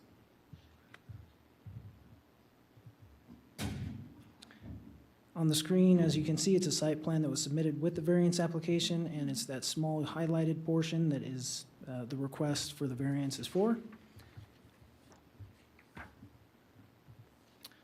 Here are some elevations showing what the existing residence looks like, and with it, the addition that will be occurring. That's kind of what spurred all this, is that the applicant is looking to make an addition to their structure. But the structure itself, and I'll get into that later, will be in conformance with setbacks and things like that. This variance before you today is just specifically for the existing structure, the way that the code works, and I'll go over that in more detail. So Nevada Revised Statutes, Section 278.300 sets forth the circumstances in which the Board of Adjustment may grant a variance. So to grant a variance, an applicant must demonstrate a hardship due to either narrowness, shallowness, shape, topography, or other extraordinary and exceptional situations or conditions of the property. So the first one, looking at narrowness and shape for this property, shows the narrowest width of the parcel is 146.18 feet, and the code requires 80 feet in width for this zoning, which exceeds the code requirement, and the shape of the property is rectangular, neither of which meet the exceptional requirement. Moving on to topography and looking at that, topography of the property is indicated on the figure on the screen, and it's somewhat difficult to see. There are orange lines that show the contours of the property, and it shows that the topography is gently sloping, which is, again, it's not an exceptional situation with the topography. As for an exceptional situation, the applicant states the structure was built in 1920, and the strict provision of the code would not allow him to expand the house, as detailed in the quote on the screen. In reviewing assessor's records, staff found the dwelling was built in 1920, which is prior to the adoption of the planning and zoning regulations for Washoe County in 1957. Therefore, the dwelling is known as what is called a legal non-conforming structure. Set forth in Washoe County Code Section 110.904.30 requires that no new use may be established unless the existing structure conforms to the code requirements, which include setbacks. Therefore, future additions will be in conformance with the code for setbacks as mentioned earlier, but to bring the existing structure into compliance with the code, a variance is required, or the property owner will be deprived of the use of the property in the intended manner for that property, as well as the surrounding properties in comparison. So the project was sent to 13 agencies for review. One agency provided conditions, and that is included as Exhibit A of the staff report. 51 parcels were noticed for this project, and no public comments were received. And staff is able to make all 4 required findings as detailed on pages 10 and 11 in the staff report. And staff recommends approval of the variance case number WPVAR 24-002 and provides the motion on the screen as well as in the staff report.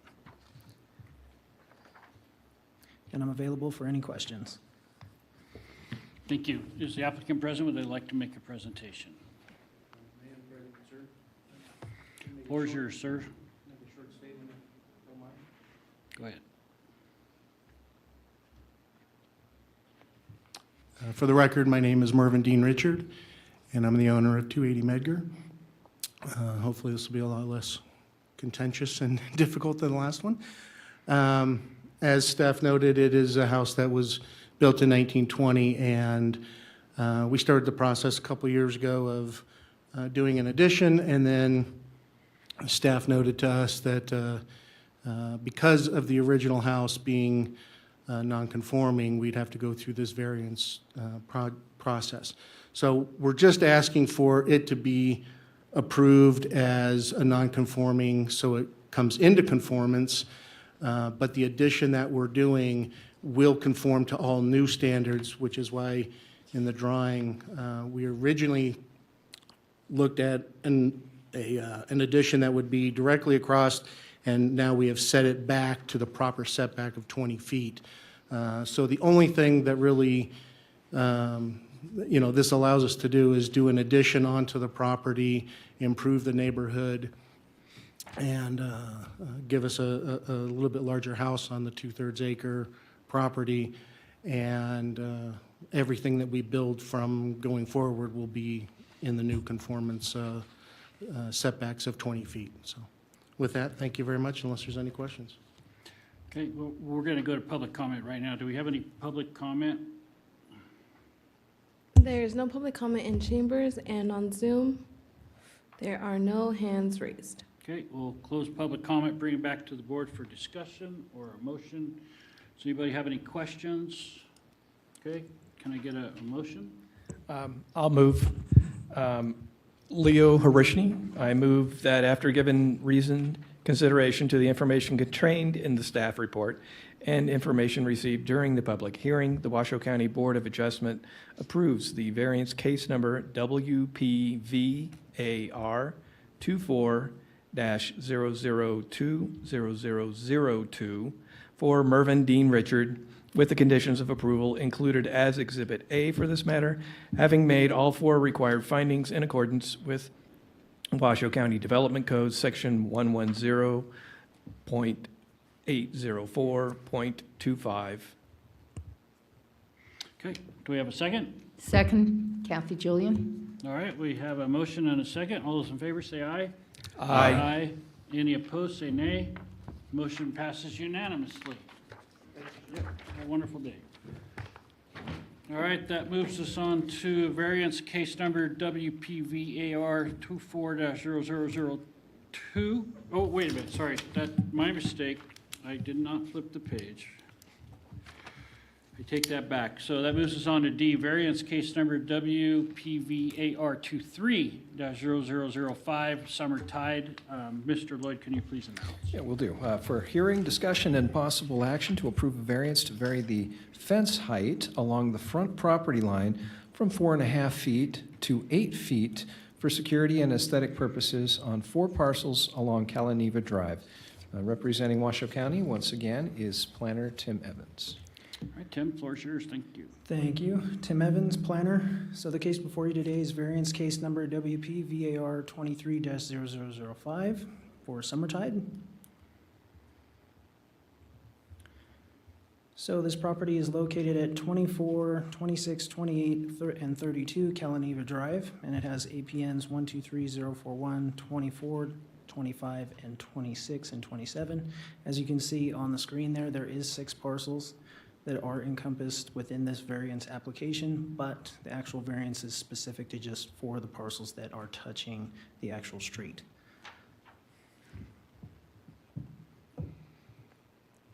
So the parcel sizes range from 1.042 acres, 1.692, 1.156, 0.472, 0.591, and 0.445 acres.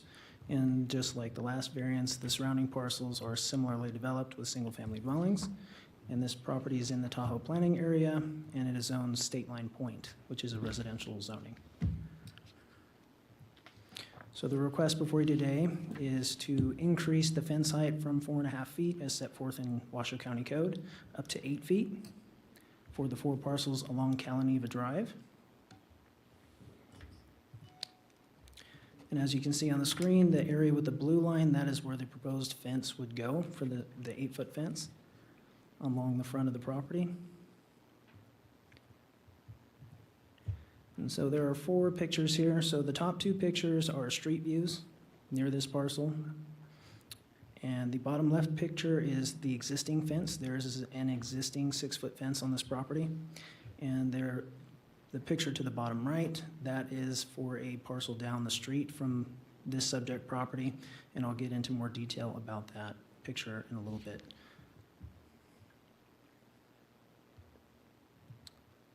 Okay, so the pictures that you're seeing on the screen now, all of them except for the one on the bottom left is just a picture of the existing 6-foot fence. The remaining pictures on the screen are for the proposed fence that would be constructed. It's a wire welded type of fence, and they're just renderings.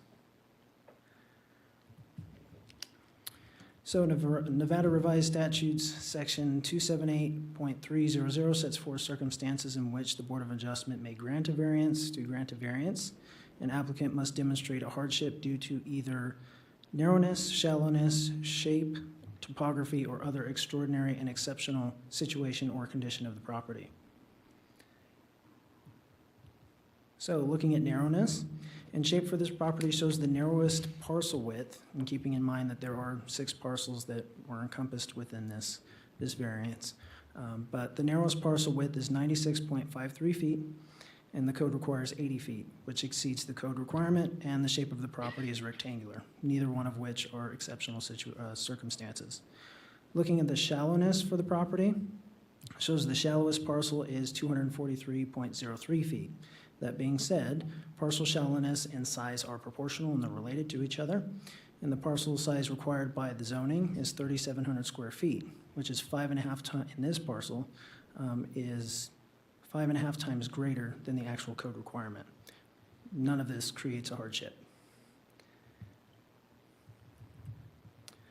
Moving on to topography, looking at the topography, the applicant states that 2/3 of the property is around a 30% slope, which limits the building area to that closest to the 4-story commercial parking garage, which is one of the pictures that we saw earlier on the street view. To the right, there's this large 4-story commercial parking garage.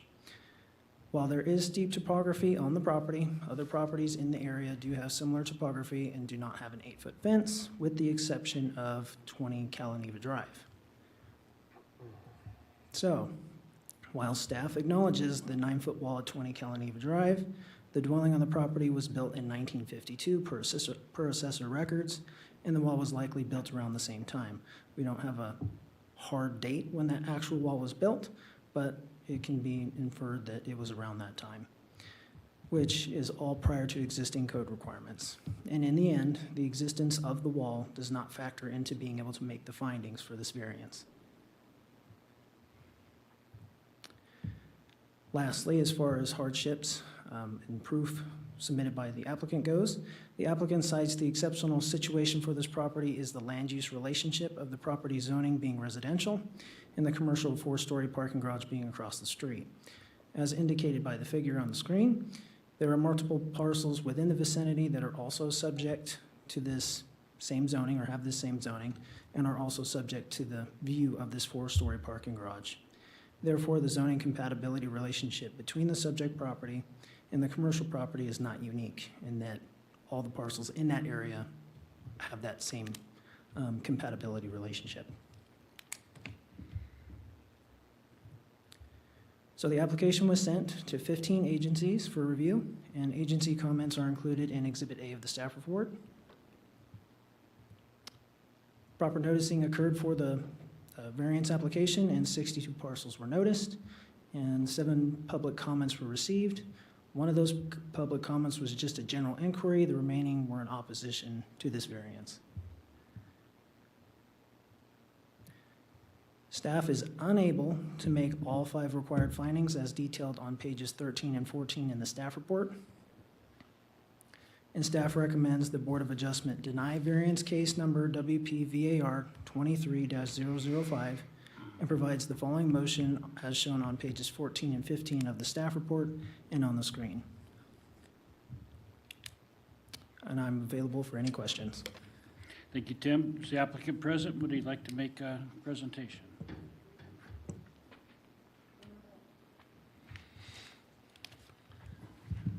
Good afternoon.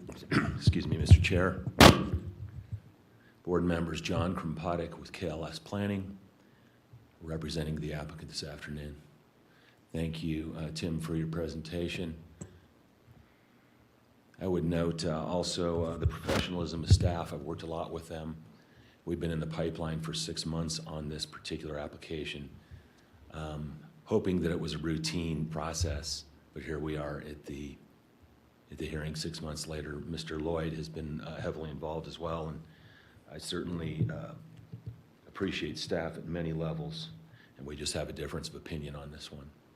I'm making some fairly strong assertions on my understanding of the staff position.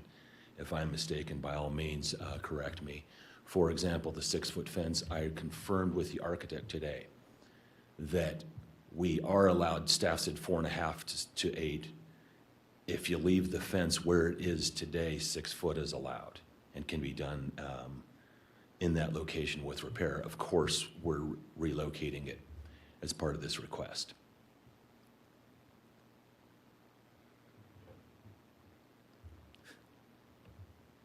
There is what staff touched on, just to toggle back and forth at 2. Excuse me. Existing, proposed, existing, proposed. Existing is the blue along the street, 6 foot, excuse me. The 6 foot that's existing in the yellow along Calaneva Drive and then wraps around the side yards. Proposed 8 feet in the blue, 6 feet portion of which is existing on the side yard, and then a 6-foot element as well on the side yards. In gray, you'll see it's, to me, the picture is worth 1,000 words, especially in this profession. The 30% slope that gives you some perspective just graphically and scalability to the eye of what we're dealing with in the location of the residence. That becomes part of the overall analysis in a big fashion in our review. Staff summary. We understand that staff agrees with us on everything, and I'm hoping to say everything is true in this case, with the exception of the 2 findings. Special circumstances, of which I'll get into in more detail, and no special privileges. Findings A and C.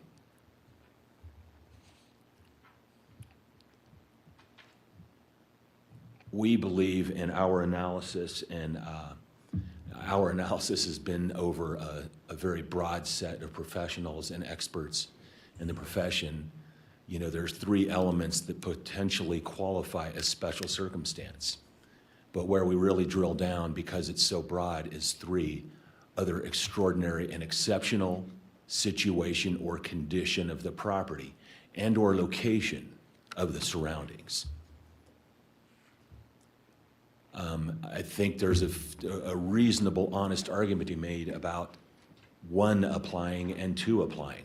1 in the case of the shallowness that's created because only 1/3 of the property is usable when you look at the parcels in collection, and the other, as entirely related, is the topographic condition. So in my bullet points below, there are 5 of them. Usable lot is 1/3 of the actual lot depth. Topo falling off forces the house to the front. It's an exceptional topographic condition. The TC zone, We are directly across a street, a very narrow street, from a TC zone to low-density residential. Without any ability to add separation is a harsh transition by any measure. The fence height is helpful for added sense of privacy and security. Even engage an attorney just to have all of our views in this. Is it privacy and security? I've never traversed an 8-foot fence. There's an obvious security argument there. The privacy is a sense of privacy because it is an 8-foot fence, but it's transparent. But so we're not talking about visual privacy, we're talking about privacy in a broader sense. Third bullet, the 9-foot fence at Calaneva, as staff pointed out, exceptional situation of the surroundings. The 17-foot wall directly across the street is an exceptional situation of the surroundings.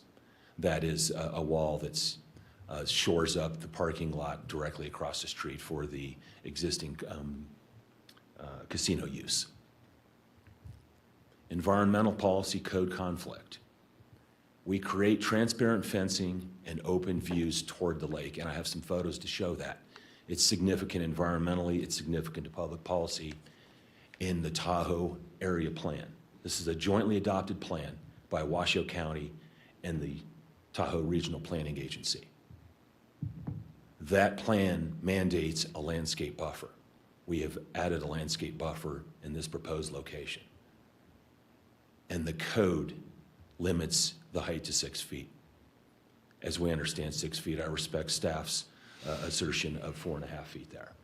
But one is policy, one is code. I'm not here to shoot any holes in anything. I'm saying it is a very honest conflict in the process when you're going through this as an applicant, especially in the context of one of the jewels of America, or perhaps the world, Lake Tahoe, and the environmental benefit of adding transparent fence of 8 feet tall.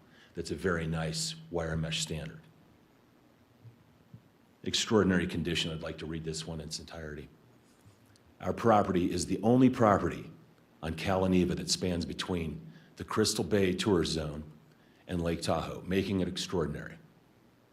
And the proposed fence would allow for a better connection to the natural environment through views and landscaping while mitigating the hardship of a casino/residential property adjacency through an increased sense of privacy and security for the owner.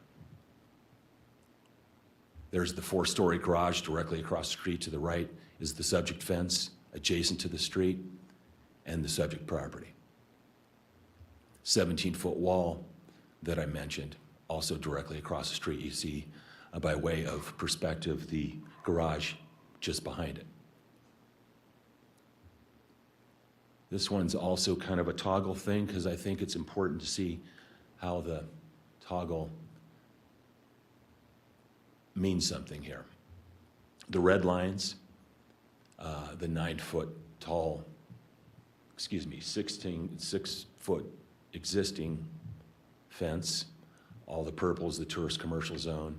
In plan view, a little different perspective, but you see the 17-foot wall and this 4-story casino parking garage.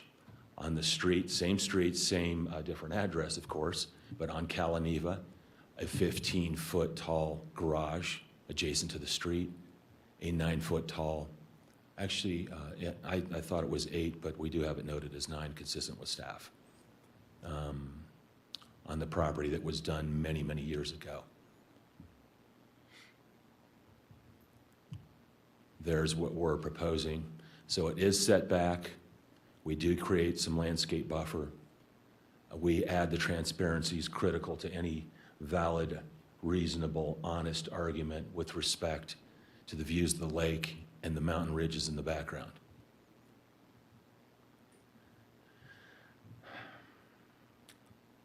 The other finding is finding C, no special privileges. I wrote it in simple terms because this is one of the most awkward written, and I know it's fairly consistent in finding analysis in jurisdictions. But if I just think of it as the simplified terms, if I may, I read that. Approval will not show this property privilege that overlooks the restrictions put on other properties in the area with this zoning. That's what it really says, and I'm not manipulating, I'm trying to break it down in very simple terms. And so we look at the 9-foot tall fence located on Calaneva Drive, as I pointed in the site plan. It's identical regulatory zone, state line point residential. We are not seeking special privilege when a taller fence already exists in the immediate neighborhood, on the same street, different address. Same thing here. The garage, it's a physical structure of which is present on the street, 22 Calaneva Drive, about 15 foot tall. Height, the way I look at it, architects measure it somewhere middle of the ridge from between the ceiling point and the top of the structure, but basically it's 15 feet, as most of us know 15 feet. Provided an added sense of security and privacy to the owner, perhaps limiting entry to the site. In our view, holding all of our applicant team of professionals accountable, we say that is germane to the special privilege finding. I think this is a very significant, broader scope in terms of zoning and master plan. Tourist Bay Commercial Zone is adjacent to the site. It's not just a zone. As we talked about, there are 2 casinos directly across the street, directly across Calaneva Drive. There was a police incident there last week, of which I got an email on today to say there is some intensity there. The only property that is abutting the casino, adjacent to Calaneva Drive, in the tourist commercial zone and spans all the way to Lake Tahoe. There's a unique condition there that does not extend to other properties. That's our evaluation to make the case of uniqueness and not be granted special privilege. And that was with my daughter, who has her master's degree in planning, and I said, now I will get drilled at the Board of Adjustment on this. Are we confident that there's no such other condition?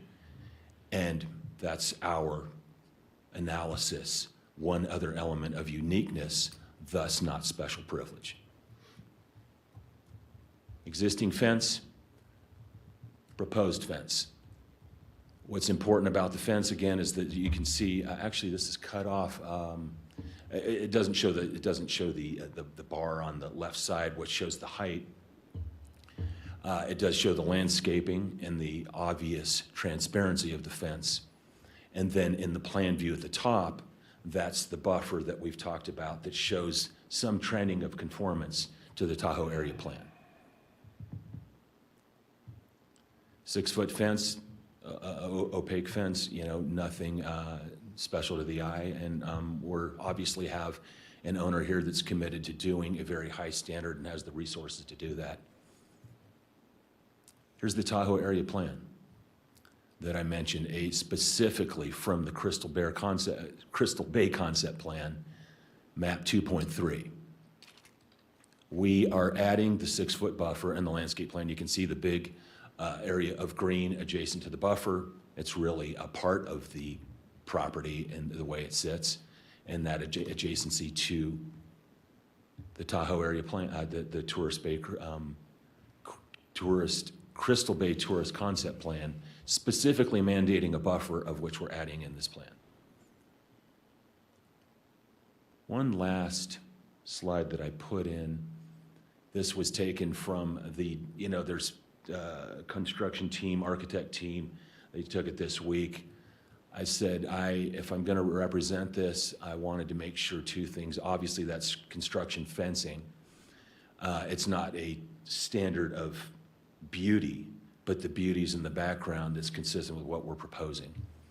And so they took one of the existing fence and then one of that, and you can see in a filtered way the lake in the background.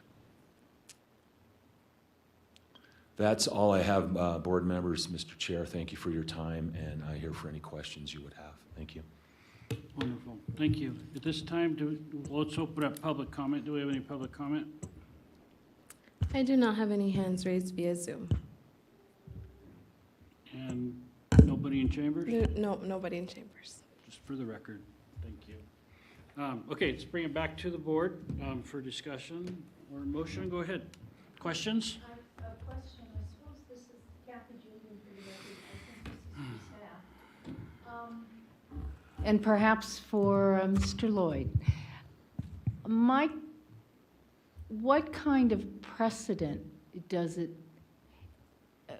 my observation is that this is a clear fence, transparent, so that's a positive. What kind of precedent does this set for approving a height if someone down the road, down the street, as indicated in one of the comments, said, I'd like to build a fence too, and that fence might not be transparent and consistent with the TRPA plan, Tahoe area plan? And could you folks address that? Thank you. Yeah, through the chair, this is Trevor Lloyd, Planning Manager. Thank you for the question, Board Member Julian, and I think it's a very good question because I don't know that I have a good answer.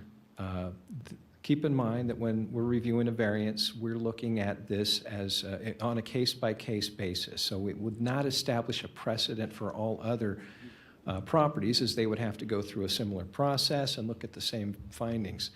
Now, that being said, it may constitute a precedent when, if you're able to make the findings, a future applicant could look and say, well, on this date, the board made a specific finding on a very similar situation. And so although we look at it case by case, it can be presented to this board at a future date by another applicant based on the decision that you made here. So I know that, technically, yeah, it doesn't set a precedent for all other properties, but certainly people will be looking at the decisions that are made by the board and the justifications that you make. A follow-up on that, then, Captain Julian, is there a way of positioning this such that it makes it clear that it is the transparency of the fence that makes it suitable at that height, rather than simply the height? My recommendation is that you go through each one of the findings, and I think clearly that would probably fit under the finding of no detriment. However, keep in mind, this board has to make all of the findings that are required, not just the special circumstances finding, not just the no detriment, but the other one that the applicant raised was the no privilege finding. Mm-hmm. And so that will be the obligation of this board. Thank you. Leo Horishny, I have two questions, possibly for Tim, well, I guess probably for Tim. And it may be I'm not understanding the things. So it's not clear to me if the 4.5, so because it's existing 6-foot fence, and that's acceptable, but the new, or there is a new standard, or the standard has been changed to 4.5. So if the 6-foot fence was removed, does it have to be to the, any change in the existing board fence because of the standards change now can only per code be 4.5 foot? Is that correct? Tim Evans, planner. So the existing 6-foot fence is what we consider to be legal nonconforming. So it's in that front setback and Because it was established it was before the existing. current code requirements. So any changes to that fence, if they wanted to put it in the same spot, same height, then they're fine with doing that.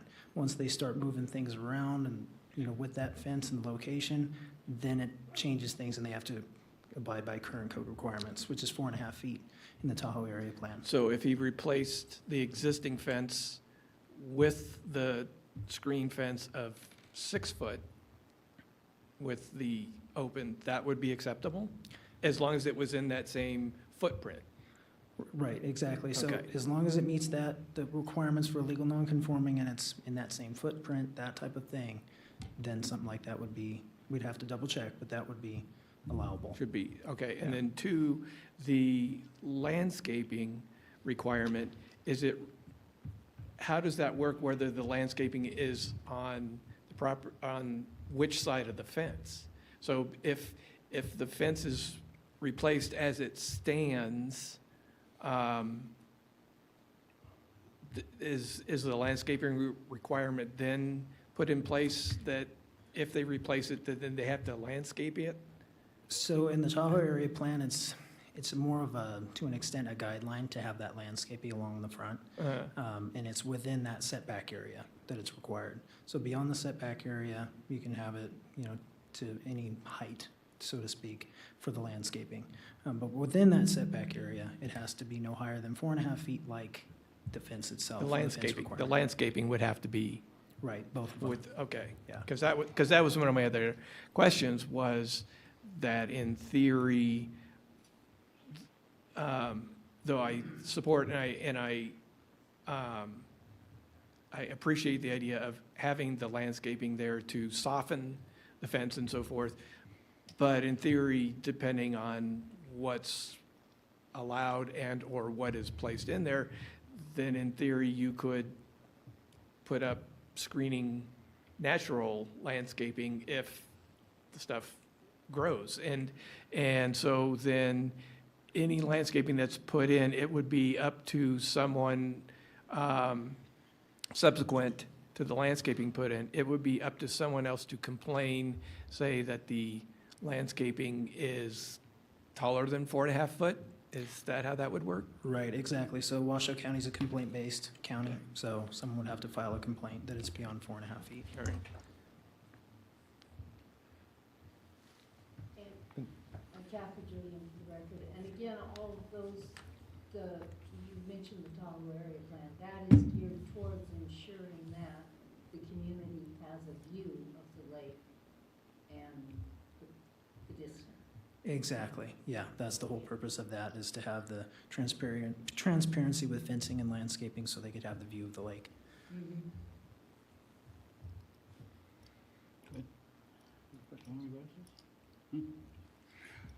Rob, I have Yeah, go ahead. quick. Go ahead. My comments are directed to John, if you can take a stand there. Thank you. When I first looked at this thing, Yeah. for the record, Don Christensen, good to see you again, John. Thank you, you too, sir. For being Appreciate here. When I first glanced at this thing, when I opened my package, and I usually just cursory glance at it, and I saw an 8-foot wire fence, and I thought, oh my gosh, that's a euphemism for chain link.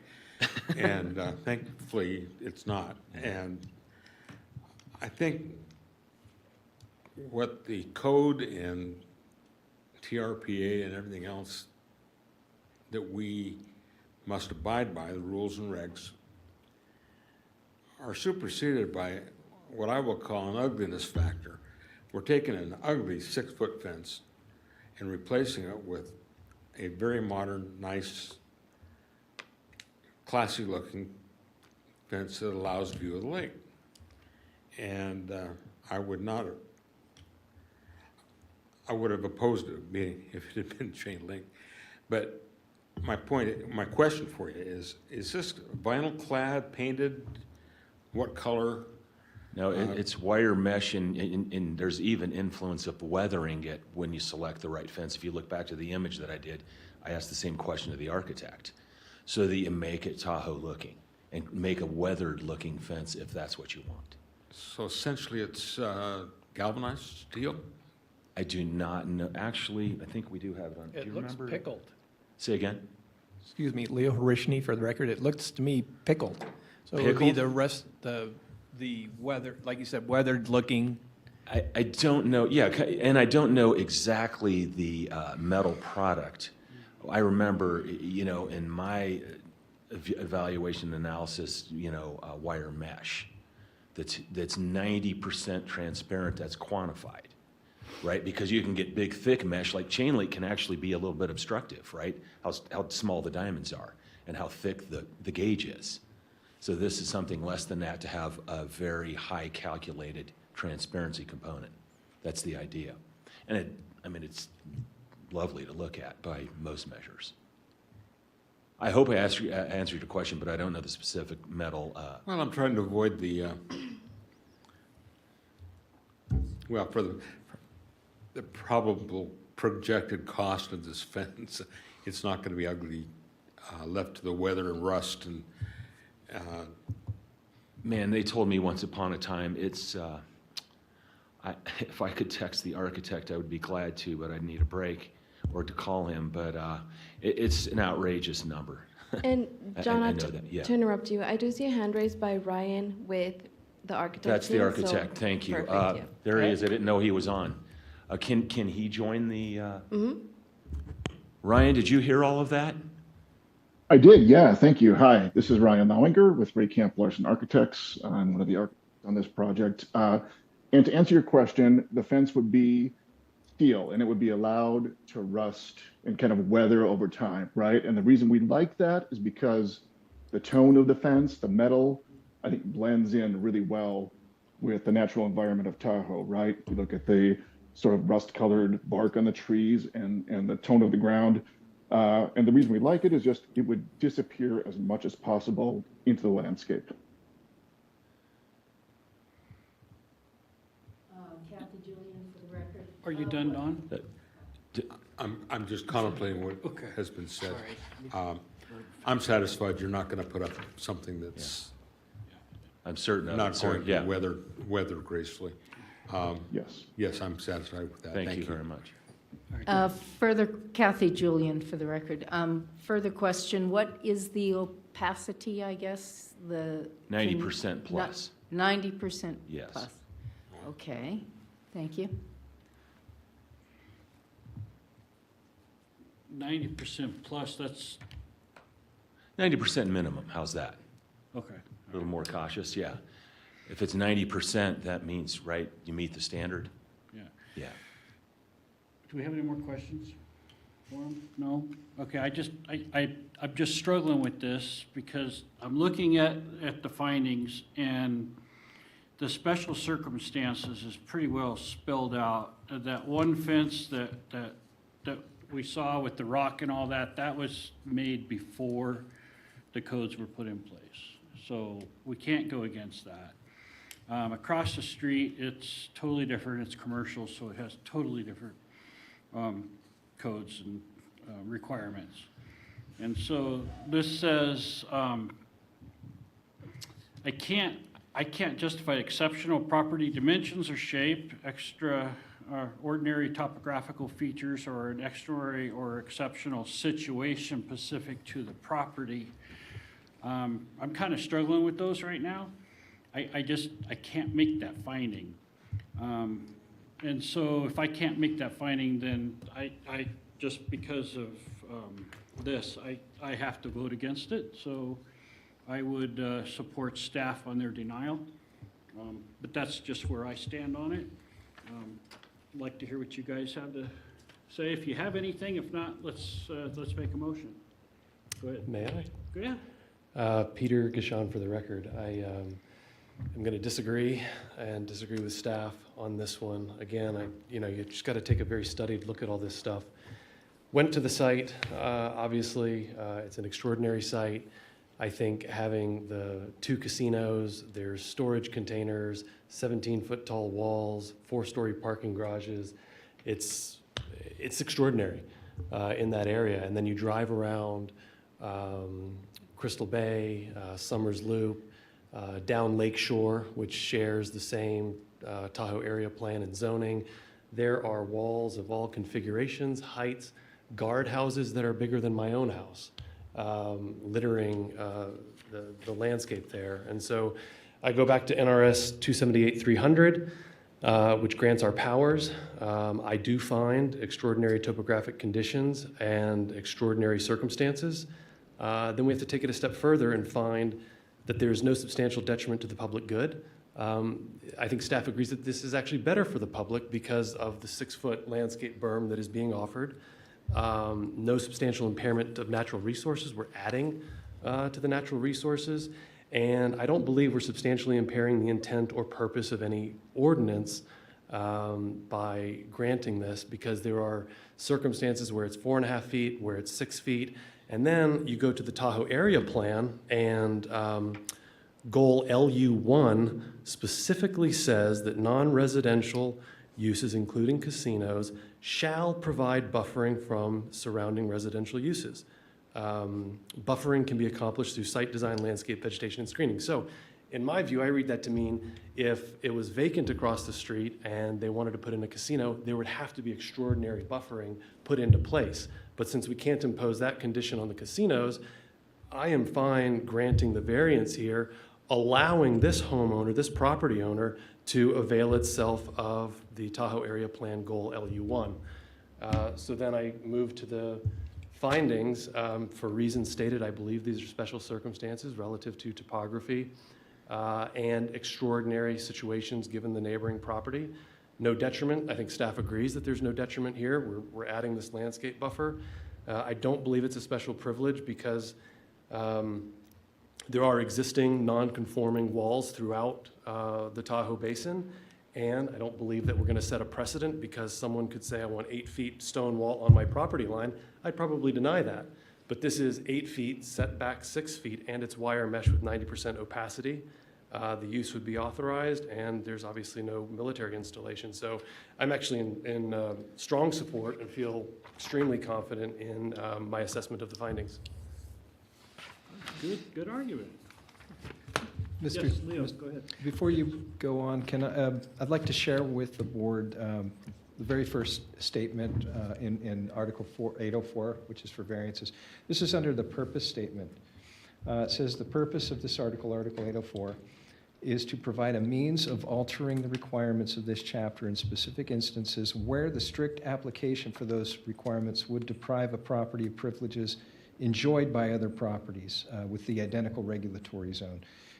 So that really goes to finding C, which is the special privileges. So I would ask that the board pay close attention to that finding when making a decision.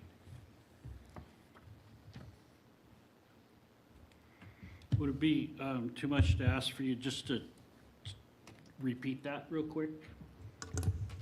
Yes, I'll read this again.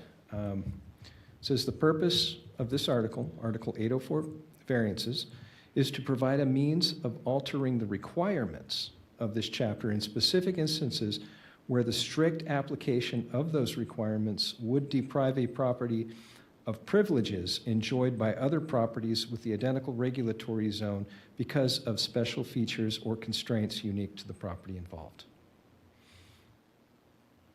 Thank you. Yeah, this is Rob for the record. I see what you're talking about with the property across the street being a casino and all that.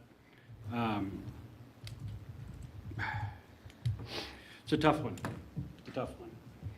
So, Yeah, Leo Harishny for the record, looking at the site and what have you, opacity is really good, but when it comes to the landscaping buffer and what the standards are, I would support an existing 6-foot replacement wire fence where the existing one. I would have no issue with that. I think the 8-foot fence would be, even with a landscaping buffer, I think the 8-foot fence would be a little, to me, it would be, because the existing variance that already is on site there is the 9-foot wall, it would be lending acceptance towards that sort of a structure and a visual mass, and I prefer to support something. We can certainly argue whether 4.5 foot is acceptable or not. I kind of do, but at the same time, if the 6-foot fence existing is replaced with something much more open, much less massive, I think that's a reasonable. Right. Choice or a reasonable decision. So Tim, can I ask you a question? So the 4.5 feet, that's coming from TRPA, right? Or is that? Tim Evans, planner, so that's coming directly out of the Tahoe area plan. Okay. Now, does it specify exactly where ground zero is on that. Let's just say, for instance, they built up a berm, made really nice rock wall, something like that, and then put the fence on top of that? So Is that, there is a definition in code in relation to how height is measured. And from what I recall, and I'd have to look it up, but from what I recall, that berm would be included in that height. So you can't have a 3-foot berm and then a 4.5 foot tall fence, because then it's all considered 7.5 feet altogether, if that makes any sense. Yeah. Okay. But we don't have clarification really on that. It's Yeah. just, okay. I have a question. Go ahead. Because now I'm a tad bit confused. The existing 6-foot fence is legal non-conforming, correct? Correct. And that is under the Washoe Code or the TRPA code? That's under Washoe County Code. Yes. Okay. And so what our colleague is suggesting is replacing that with a 6-foot chain fence at the same spot.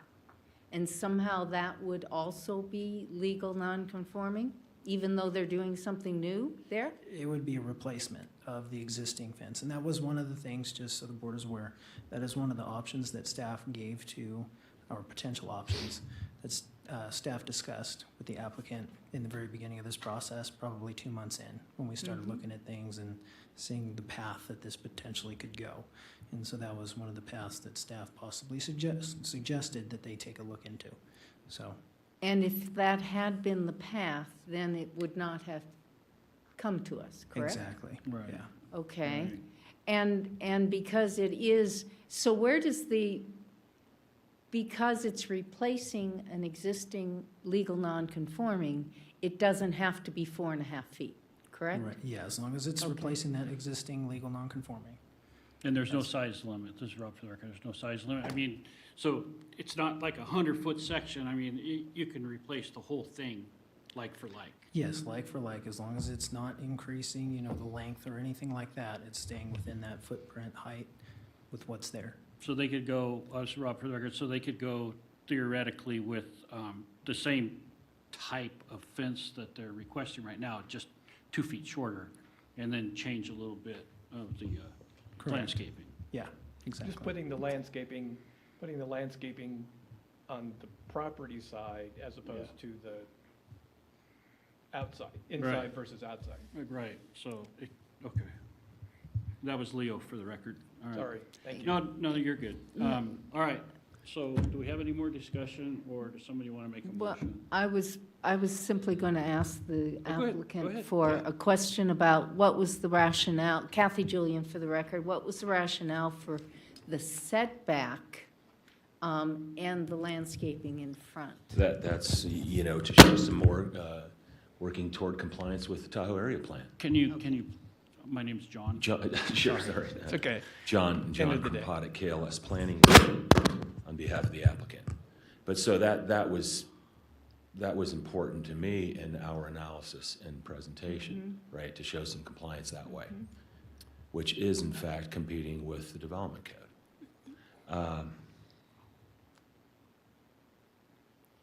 You know, we didn't talk, John, may I make one more Sure. point? Yeah, go ahead. Not to answer a question, but maybe a stronger point about there is a security element here, right? And that's the 8 foot. I mean, 6 foot's different than an 8-foot fence. We've all jumped 6-foot fences, and they want, since we can't push the house back, it's near the street, not a lot of room to work with. That was part of the request and the intent of this 8-foot wire mesh fence, so. Leo Harishny, so then you could answer, so when, if you could, when the development or change, was it the change in, so I guess when you're sitting there with the client and they were saying, this fence got to go, and so did they say then this fence has got to go, and so how do we get from 6-foot board fence to 8-foot open a wire really fence. ugly fence, and that's the other piece, right? Obviously, the transparency. I mean, if you want ultra private, you want a tall fence, and you want. Don't go there, John. And you want, what's that? Sorry, can you hear me, John? Yes. Yes. Oh, great. Just to maybe fill in and answer a few questions, and can you, yeah.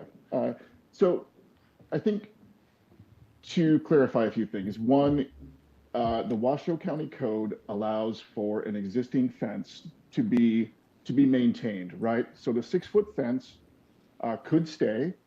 It could be replaced 100 feet at a time with a fence of like materials. That's what the code says.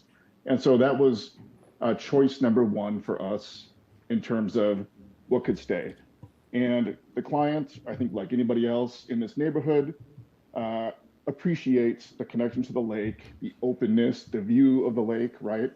And the existing fence just isn't great. You could see in those photos as you're going down the street, it's like a chute, right? I mean, it's a solid wood fence on one side and then a lot of other very tall, solid structures on the street. Likewise, the client was concerned about security. And so he requested a taller fence for the security aspect. And we thought maybe as a compromise and a nod towards being more in conformance with the Tahoe area plan, it would be nice for the community. It would make for a better environment if the replacement fence was set back and completely open, right? As open as we can possibly, pretty much physically do, so that there would be a connection to the lake and the mountains. And so that's kind of the trade-off we're looking at. I mean, the existing fence could remain. We think it's not great. We want to do something better, and by doing that improvement, we're just asking for a little more security, given that the casino is right across the street. So we're asking for an 8-foot fence. All right, thank you. Peter, Sean, for the record, I'd just like to say two things. I think that the fence height thing is somewhat confusing, but it's there's a conflict in code. They're doing the right thing, and staff has acknowledged that this is safer and adds to the beautification of the neighborhood by giving us the 6-foot landscape buffer. But by doing so, they're penalized and only limited to 4.5 feet in height. So were they to keep it on the property line, they could do 6 and we'd only be negotiating a 2-foot differential. So they're doing the right thing by giving the buffer. And then the second, I hope this is appropriate to say, I'm just reminded of Pro Pony, after an appeal to BCC and 3 hours of testimony, the first thing that Mike Clark, our elected official, said was, where's private property rights? I'm going to let them build this damn barn. And across the board, with unanimity, each of the commissioners agreed. This is a 2-foot differential. This improves the neighborhood with the landscape buffer, and I can make the findings. If this is Kathy Julian, for the record, in terms of discussion, my concern is about the community, and the community did express some opposition, but in my reading of the letters, they reference a tunnel-like effect, which suggests to me that perhaps they weren't understanding the transparency of the fence and the landscaping perhaps, which I can understand. When I drove down that area a few days ago, it was tunnel-like with the construction going on, and it was awful.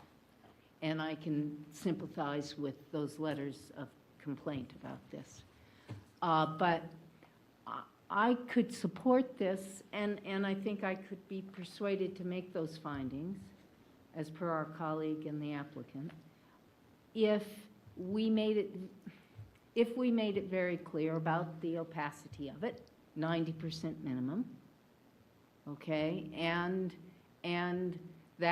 reference that the shrubbery, the landscaping won't be any higher than 4.5 feet, because you wouldn't want the landscaping then to effectively obscure the view, because my concern is for the community and the views of the lake. And that's where I'm coming down on here. So about Peter Gishon, I think that we've well read into the record that we're not creating a precedent. I'm favoring this because of the opacity. I don't know if there's a way to make a motion or a condition that specifies that, though. Correct.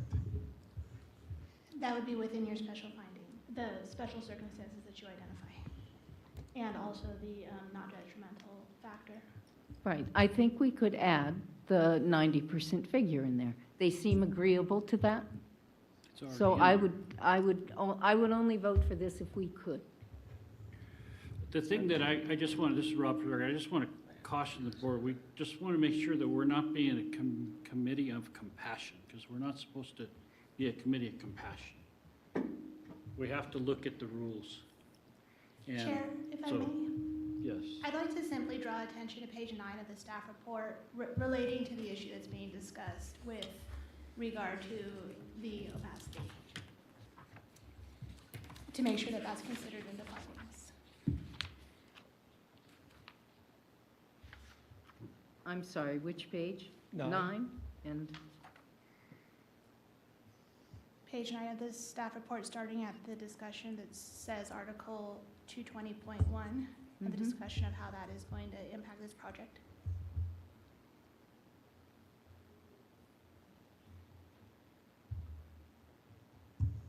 But that's just, Peter Gishon for the record, that discusses opacity of landscaping, not of the fence quality, right? Right. It certainly does, but to the extent the suggestion has been made that the views of the lake are relevant to your decision, that affects the views.